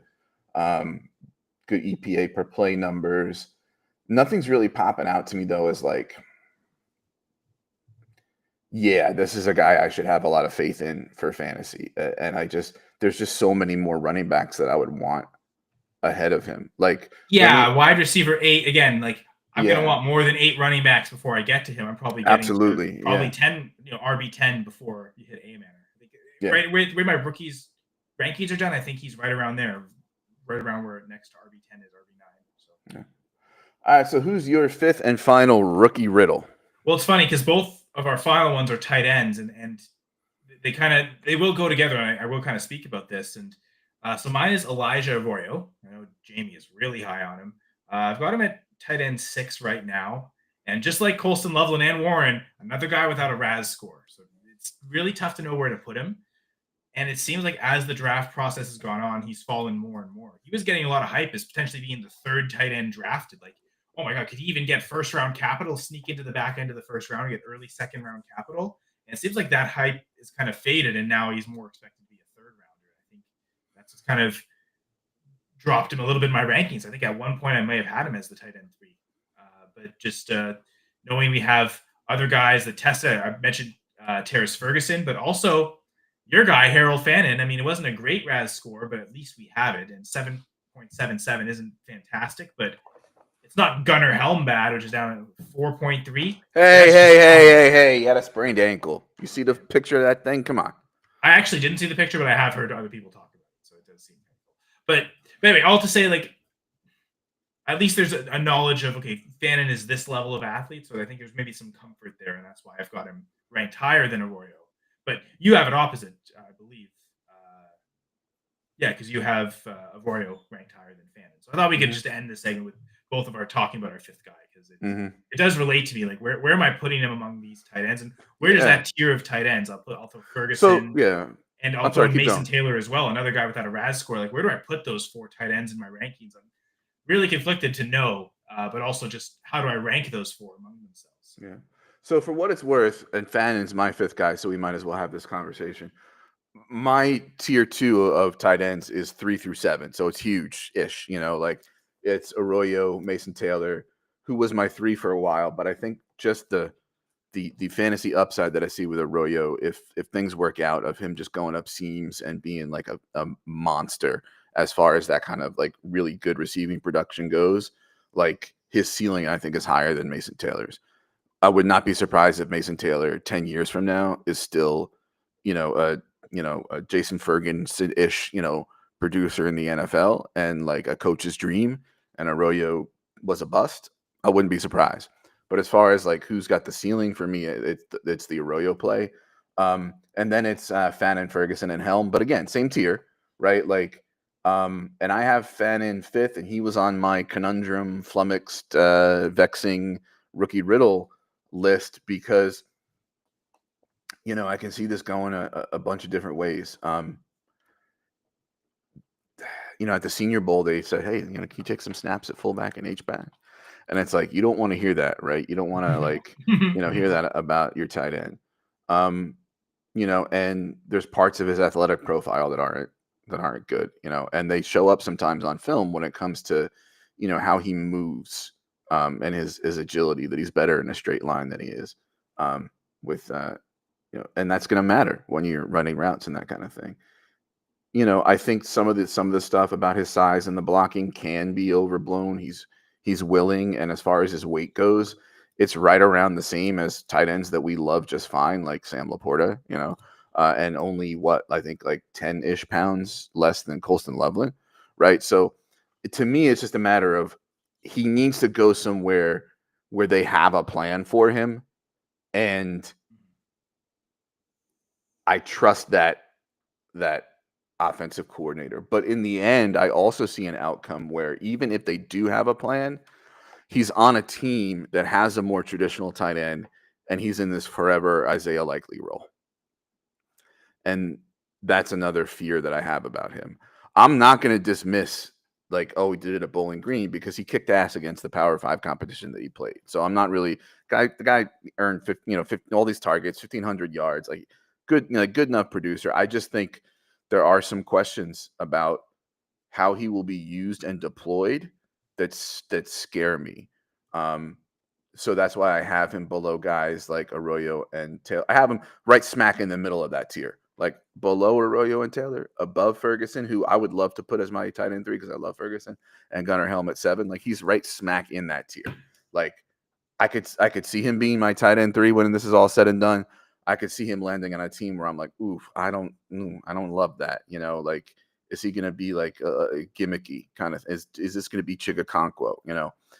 Who, by the way, Fannon's got a better college track record than Chigakonkwo did. But I'm just saying, from a usage and deployment perspective, and a style of play perspective, and a in the pecking order perspective, I don't know. I see a good bit of his range of outcomes being like that forever Isaiah Likely role. That makes me a little less optimistic.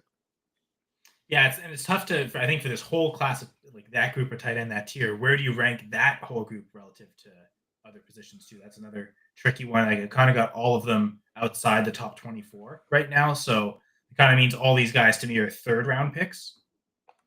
But one of them gets second round capital. That's certainly I have. I think I have roughly Arroyo and Taylor going at like the 2-3 turn, and Fannin a couple picks after that, and I guess brings up a good question, like about the depth of the tight end class. Is this a situation where, like, are Warren and Loveland going to be that big a difference maker?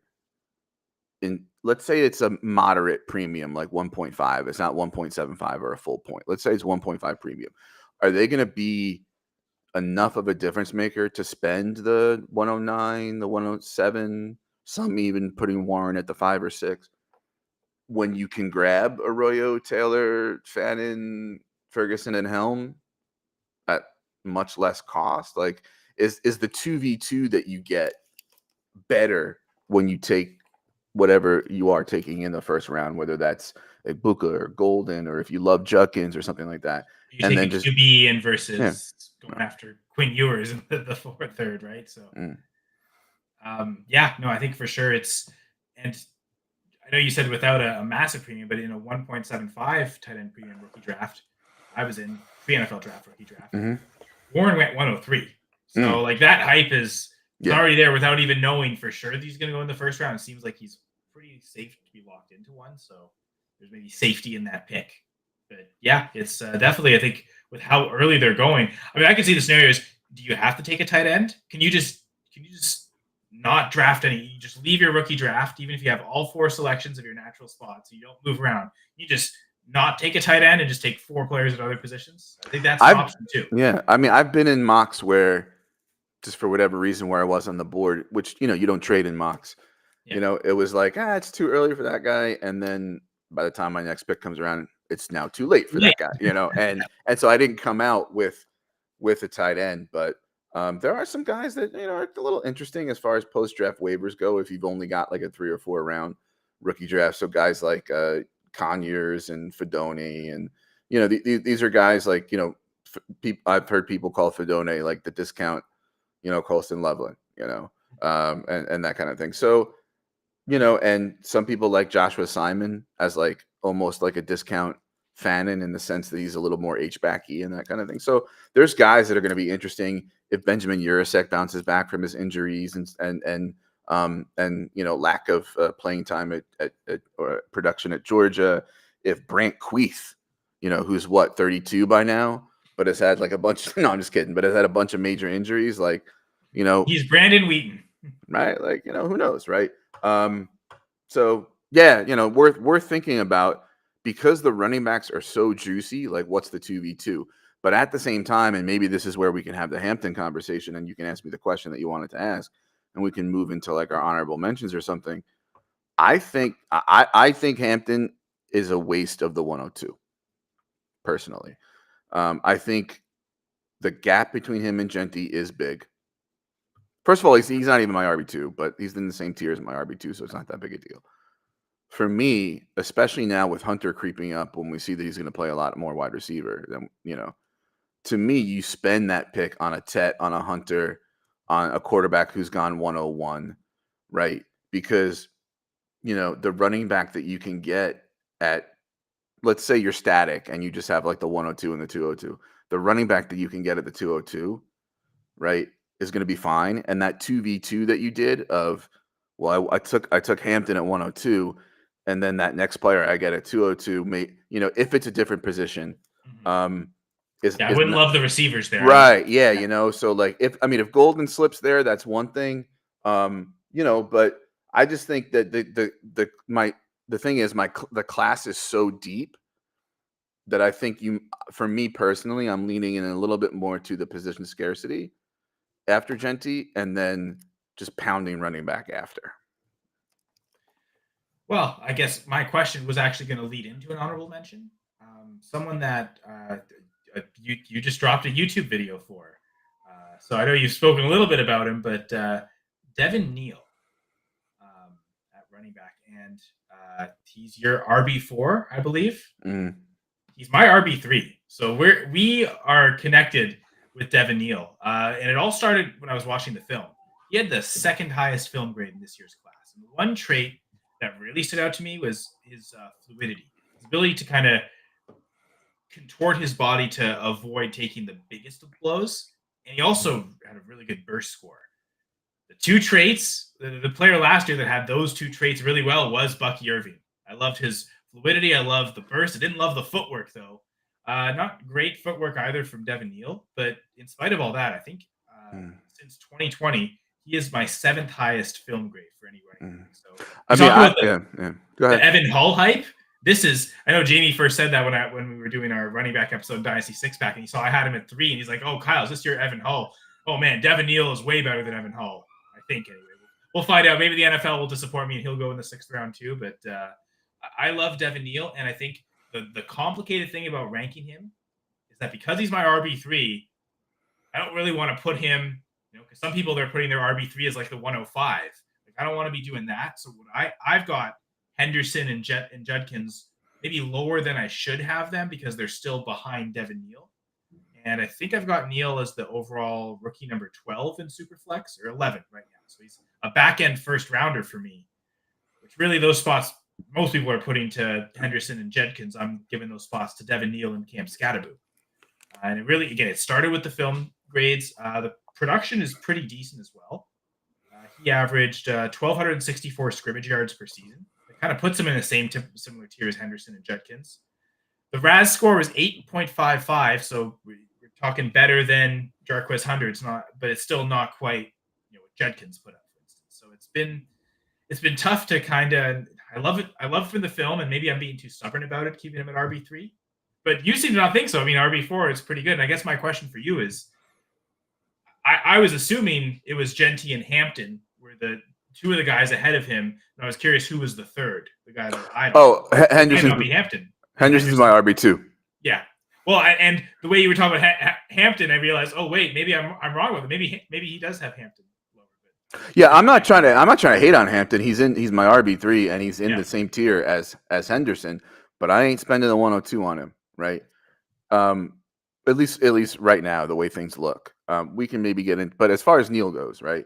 I guess I'm a little kinder on the footwork for both him and Irving. It doesn't really matter, but well, Bucky made it look like it didn't matter last year. Yeah, so maybe that also gives me confidence. Yeah. If he's a similar player to Bucky, but I like him even more than Bucky, and we saw what Bucky did, like that gives me more confidence to just be all in on Devin Neal. Yeah, so I had Bucky pre-combine. He was my running back 1, and what I always said was he has the most NFL friendly skill set among these backs. I didn't see any real true 3-down back other than Jonathan Brooks.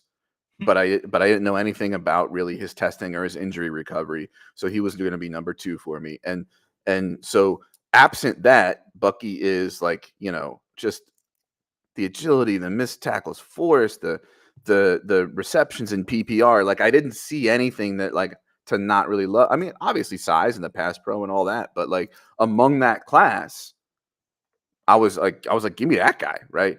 And I got bullied into knocking him down a little bit to like RB5 after the combine because let's be real, like that did narrow his path.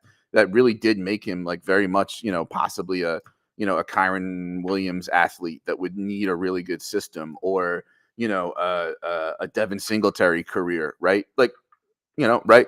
But it didn't work out that way, and I'm really glad. As far as Neal goes, so I have him 4. He's at the top of a tier. It goes Neal, Sampson, Judkins, Caleb Johnson, Scatterbo, 4 through 8. So for me, it was Genty's 1, right? I have my 2-3. I'm not budging on that. My Henderson and my Hampton. And then for me, it was that group of backs, 4 through 8, are like okay, these are the guys that I think are the best bets to be really solid multi-year producers, right? That next tier, there's even more question marks, right? So for example, that would be Harvey and Tootin, and for me, Damian Martinez. And although I do like him, he's really quick for his size, like just the lack of PPR upside and DJ Giddens, right? So that's like that next tier, guys. Much more question marks for me personally about those guys. So among this fewer question mark producers, but not my top 3, Neal's at the top right now because he's the most pro-ready, versatile, well-rounded skill set of those guys, right? I can plug him into the greatest number of offenses, the greatest number of schemes, although he benefits more from outside zone compared to those other guys. If Caleb Johnson, I mean, I don't know why a team who doesn't run a lot of outside zone would draft Caleb Johnson, but if he doesn't go to a team that runs a lot of outside zone, has a good offensive line, and gives him a lot of volume, we don't have much to talk about when it comes to Caleb Johnson, right? So for me, it's like right now, when I'm thinking about fantasy friendly, when I'm thinking about, well-rounded, when I'm thinking about, landing spot, not proof, but less landing spot, insecurities than those other guys. Yeah, give me Devin Neal. He's fine in pass pro, not great. Very competent route runner and pass catcher, not elite, but very competent at both. Not explosive as far as the long speed, but has enough burst. I like the footwork. I like the agility almost as much as I liked Bucky's. Like, I don't understand what's not to like about Devin Neal. And I think people, like I was saying before, how like some guys just won't have that like elite trait. And so they're kind of destined to be that, like, I'm the number 2 because I can do everything good. I'm a jack of all trades. So there is that fear that I have with Neal that maybe he is closer to guys like Jordan James and Trevor Etienne and Jarquez Hunter and Ja'Cory Krosky-Merritt, who I would put in that category of well-rounded but not as good as these guys. So they're destined to be like the number 2 that can do everything. So maybe that does happen to Neal because he lands on a team that asks him to do that. But as you can see, I'm enthusiastic about him. Like, I really do think that my take on him is correct in that he should not be people's running back 16. He should be much. I mean, maybe not 4, maybe not 3, but I think people are really sleeping on how solid a floor he's going to have in fantasy in almost any landing spot. So yeah, that's my Neal. We'll find out if the NFL makes us look like fools if he goes in the 6th So round. let's do a little if then, right? Let me pull up. All right, so if Devin Neal gets pick 113, but he goes to San Francisco, that starts to interest me. He's better than Garendo. 113 will be what? Like, that'll be the 4th round? 4th round, yeah. Like, don't tell me Garendo. He's better than Garendo. And all you have to worry about is just, you'll probably, like 1 more year of CMC being like much more relevant and getting more playing time than him. But say a back that people tend to like better, like Caleb Johnson, gets let's say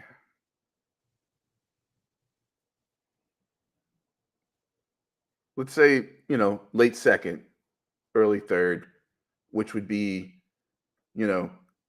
Cleveland at 67, the Giants at 65, New England at 69. Nice. I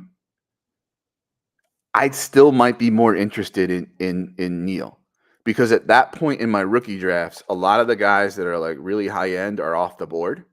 Yeah. Right. And it's like, okay, well, now I'm just kind of making bets on like the guys that I think have that path. And I don't think Caleb Johnson, between the lack of receiving and some of the offensive environments on those teams that I just mentioned, has as good a path as Neal would have. I just got to be a little bit patient with CMC.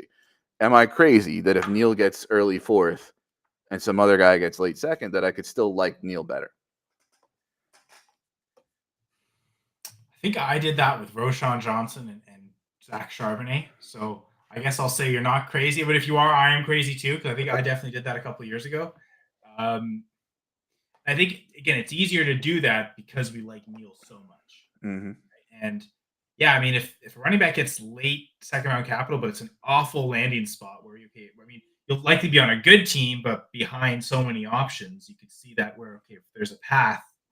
Again, the path for Neal on the 49ers would be, is CMC healthy? He's probably not getting much. If CMC is not healthy, he could be the lead back and the league winner, true. So, and CMC is already an almost 29-year-old, or might have already turned 29, running back who's got a lot of injuries and a lot of miles. Like, well, this weird ankle injury from last year, the Achilles tendonitis, like, it doesn't seem like that's just going to disappear, even though he didn't play much this year.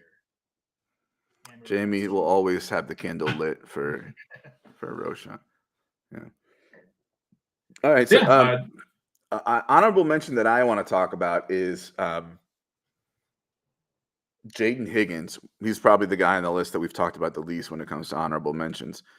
I put the asterisk on Imanor, and because he kind of, for me, is representative of Imanor, Harris, and Higgins as big wide receivers who I have questions about. A lot of people have Higgins above Knoll. For me, I solidly have Knoll above Higgins, right? And here's my gripe with Higgins, and it's backed up by some people I trust. Matt Hicks, the Couch Scout guys, some other folks, who are film guys. He's 6'4". We love that, right? Over 200 pounds, moves well for his size. We love that, right? I need him to play big slot because he's not a great deep threat, despite the fact that he moves, has good speed for his size. He's not great at playing above the rim and contested catch, right? So you take those two things out for a receiver of his size and who moves like that, is not separating great. Now you're saying well, he's got to get peppered with targets. And is he the kind of guy that gets peppered with targets? Generally not. But I think offenses are getting creative enough, except for Drew Petzig, Marvin Harrison Jr. Drew Petzig is evil, right? Giving Marvin Harrison Jr. no easy touches, no in breakers, no nothing screens, nothing. Just go play. This is almost like a worse Kingsbury, right? Kingsbury's receiver just stays on their one side. Whoever's the outside receiver just stays the outside receiver. So Higgins, I like, and I have him actually. I probably other people don't have this, but my 5, 6, 7 is a tier, and it's Noel, Burden, and Higgins, right? And I acknowledge Burden has higher ceiling, although there's a million red flags for Burden. For me, I want Higgins to go to a place where I trust the OC to move him around and play him in big slot, because if he's outside, then for me personally, he's going to be what Matt Harmon calls that sacrificial X, right? Because the X wide receiver in that traditional X role that does nothing differently is not what it used to be in the NFL or fantasy, and he's going to be Romeo Dubs, who's no offense, Packers fan, but he's solid. He's running those backside digs. He's an okay, but he's not going to be explosive, right? And I think if he can be a size mismatch for some nickels, right? Some box safeties or something. He's good at drawing PI, but that's also because he's not good at separating. So I want him to have his role match his skill set. In other words, he doesn't win like most big guys. So I don't want him to have the role that most big guys have. What say you? I think that's a great point. And when we're looking at good landing spots, I mentioned for the tight end, we want both. We want the OC and the quarterback. I guess for receivers, you could maybe do with one, as long as there's something good in one of them. But it also might depend, right? Like you mentioned with Higgins, it's probably more important that he gets a good offensive coordinator and offensive assistant than he does get a good quarterback. Just because, if he's being moved around and given these easy button things, even if the quarterback quality isn't great, he could still maybe make the most out of those targets. Whereas, I guess the next guy, if we want to keep going with honorable mentions, of Matthew Golden, if he's projected to just be an X outside receiver, the old school deep threat, he's probably not going to have creative uses no matter who the OC is. So then you really do want the quarterback quality. Do you have a good deep ball thrower that when he's out there running those deep routes, he can actually catch some of them for touchdowns? If he's got a bad quarterback, that's going to be a lot more difficult. So for someone like Matthew Golden, who the quarterback is might be more important than who the OC is, whereas with Jaden Higgins, it might be the opposite. Does that make sense?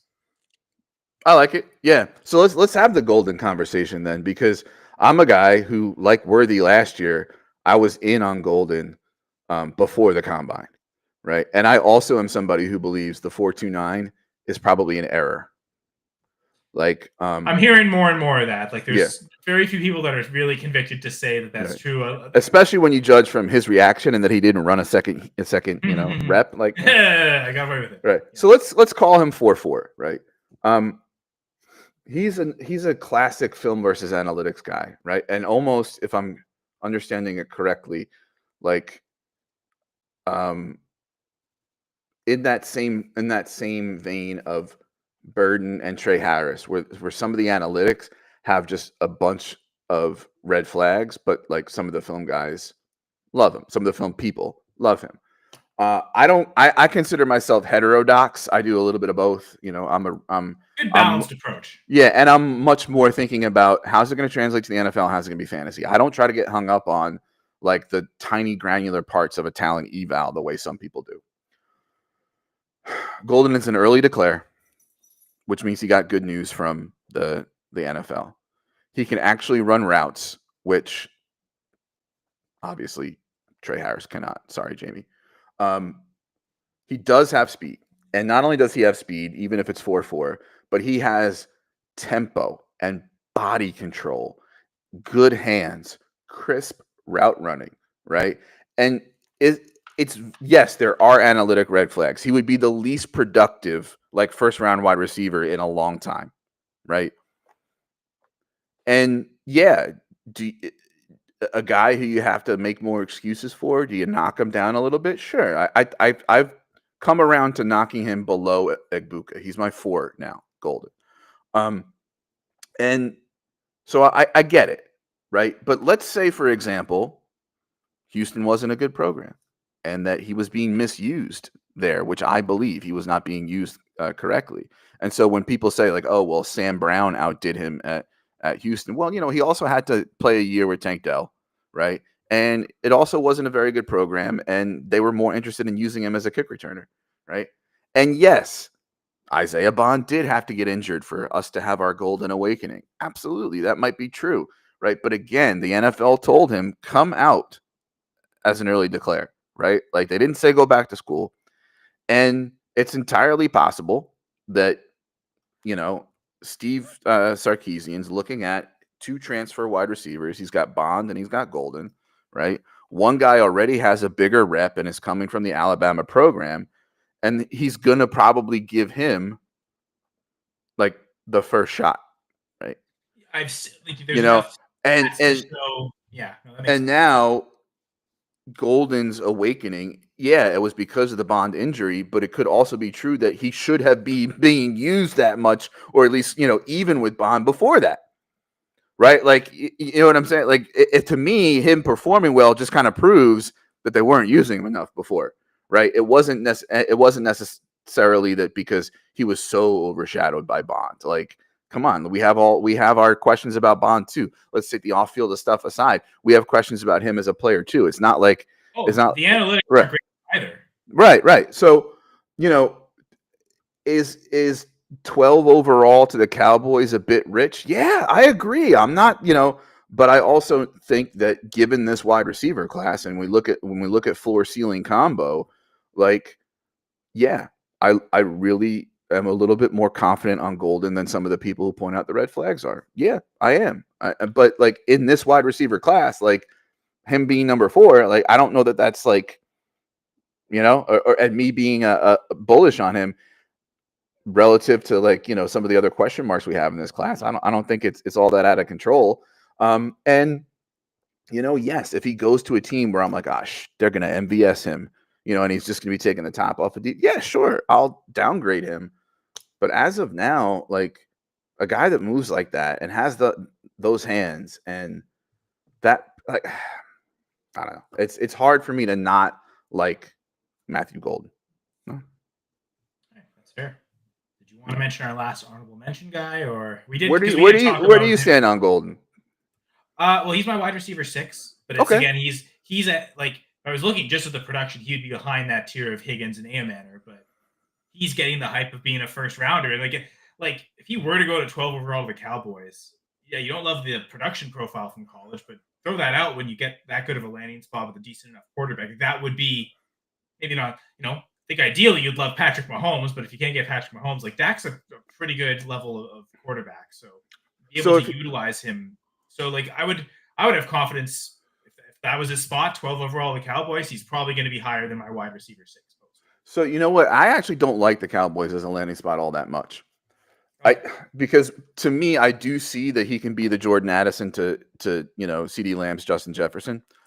and that's kind of the role that I've always seen Golden as. I don't think he's a 1A. Like I really do think he's a Z. And not that the X always has to be the 1A, but in a lot of offenses that tends to be true. I think he can be the Jordan Addison, the Devonta Smith, a 1B, a 2A that's flanker slot and benefits from some of the coverage, that the other guy draws. Yeah. So like I've never thought of him, but I do also see, particularly on Dallas, because I don't trust the organization, that he's going to be a little too redundant to CeeDee Lamb, right? And that he's not going to get enough moving around the formation, because why would you move him around the formation when you could put CeeDee Lamb on the slot, right? Like, sure. You're going to put CeeDee Lamb in that slot position, right? So that worries me a little bit. Let's say that's fair. But that's okay. Like, let's say he doesn't get taken 12. Let's say Dallas, I don't know, whatever, takes a running back or whatever in the trenches or something like that, right? I think in Seattle, it's a pretty good landing spot, but again, is a little bit redundant with JSN as far as like outside inside versatility. They're kind of both Z, he's another guy that, right? They're going to favor JSN moving into the slot, and Golden will just be stuck on the outside. Houston, can he be Tank Dell enough, or is he too redundant to Christian Kirk? Because I think that might be a pretty good landing spot for him. Well, I think what do you think about that? They gave up a 7th round pick for Kirk, right? So if they make a 1st round pick on Golden, they're going to favor his development. If it says, okay, he's better in the slot, well, sorry, Kirk, you're going to have to play on the outside. Right. You're better in the slot too. Because Kirk's slot, but he's like vertical slot, which kind of like is Golden's going to be if he was majority slot. He would be more vertical slot. He's played. I mean, and there's been times where Kirk's had to play he plays heavy snaps, and even in when teams reduce to just 2 receivers, he'll stay on the field. We saw that a lot in Arizona and in Jacksonville, so he can play on the outside. So you got to think that like Christian Kirk, the 1 year that they have with him isn't going to stand in the way. If Golden's development really hinges on get him in the slot right now as a rookie, I'm sure the Texans will do that, and it might come to the detriment of Christian Kirk's production. But I don't see Kirk being something that really holds them back from doing that. Not to say that they're just going to leave Golden in the slot too. Like you got to feel like at some points they're going to want him on the outside and switch things up a little bit. But Houston would be a really good spot. I mean, that's with an accurate passer like Stroud, that's like almost the ideal scenario, right? Like of both, right? Like we'll see about what the offensive coordinator does this year with his creativity, but having a quarterback like Stroud, I think that's super important. That's even better than Dak, to be honest. Yeah. Did you want to? I mean, we're at 2 hours already, of course, because it's us. But we've talked a lot about Sanders. I feel like even though he's an honorable mention, we've honorably mentioned him throughout the episode, so we can get to the outro quicker, I guess. Okay, all right, fair enough. We shall see. Thank you, Kyle, for coming on tonight and talking through some of these vexations and flummoxes and bewilderment and flabbergasting and all the other rookie riddles. Because to me, these are like sometimes the more fun conversations to have, like the what if I'm wrong, like the what if this happens, the like, why am I not seeing this type of conversations. And I like when I listen to content. I mean, I listen to different types of content, but I enjoy some of the longer form ones where people will flesh this stuff out and have these longer conversations and work through the different possible pathways. And so I'm really glad you were able to join me tonight. So please make sure you subscribe, rate, and review the Going for Two live on the podcast feed audio. And of course, subscribe, like, notifications, all that jazz here on the YouTubes, the Twitches, and all the other stuff. Time for plugs. Kyle, remind folks where they can find you on the socials and where your content and work can be found. So I'm at Senra Says on Twitter. I'm also in the Going for Two Discord. I'll try and answer people's questions there. So check out goingfor2.com first of all, and also the Going for Two Discord. And in addition to the stuff I do with Going for Two Live, I'm also with Fantasy Six Pack, as I mentioned, the Dynasty Six Pack show, live streaming every Wednesday night, 9:30 p.m. Eastern on the Fantasy Six Pack YouTube channel, along with Jamie Pirogue and Rahul Natarajan, who will be familiar to those the Going for Two audience, as both of hosted shows on the channel. I have this too. So look for those episodes to come out weekly. I'll have a few articles coming out for Fantasy Six Pack in the next probably week and a half. I'll be putting out one the night of the draft. Joe wants our first round reaction article done the night of the draft, so I'll be basically writing it as as the first round's going, which is why I'm not hosting night one of the draft, but I still have hosting blocks on day 2, day 3 here on the Go Over 2 Live Network. So then check out our whole live draft coverage throughout the whole draft weekend. It'll be way funner listening to us talk about the fantasy football applications as opposed to watching all the suits and the talking heads talk about on TV about a bunch of stuff we don't really need to know about. So yeah, you can find me on Twitter at ffjunkie_ right here on the screen if you're watching. On Blue Sky, which I'm on more now than I used to be, and prefer it to Twitter, to be honest. You can find me at Flesh Farm Leftover, and that's from Fish Lyrics, for those of you who are familiar with it. Going for 2 is where pretty much my rankings and content always is. I've been doing a couple of the rookie profile videos, making my first appearances on TikTok actually because of that. So I can, I can tell. I love the Devin Neal videos. One of my favorite videos I've seen all year. Oh, stop. And so it made me feel better about having a break. Yeah. It made me feel really good, baby. It's a hell of a drug, right? Yeah. And also I co-host Dynasty Fever, which is a more irregularly scheduled show, kind of just when we can do it, with my friend Jesse Schneeman from the DWZ family of content. And that's more like what you heard tonight, where it's just 2 friends talking through a lot of Dynasty things, longer form. And it's like, we're not going to say, do this and actionable advice. We're going to say, hey, here's the questions we're wondering about. Here are the things that we think you do with it. You do with it what you will. Please make sure that you check out goingfor2.com, all the content that we have there, the Discord, which is free and always hopping a million channels, lots of people talking in there. As the off season kicks up more and we get towards the regular season, they're going to have podcasts and shows on the YouTubes and the podcast feeds more and more and more. And yeah, so let's see. Not too bad for being rusty from coming off hiatus. Any final thoughts, Kyle? I love this show. I'm so glad it's back. Thanks so much. Really appreciate it. And yeah, so that's right. Yeah, they changed their name from Dynasty War Games to Dynasty Front Office, as Jamie's pointing out here, and they have a listener league now. And so yeah, gonna have Jesse and maybe a couple of the other guys on my Friday night shift for night 2 of the draft here on Going for 2. All right, that just about does it for us. Thanks for watching. Thanks for listening. That's a wrap. And in honor of Josh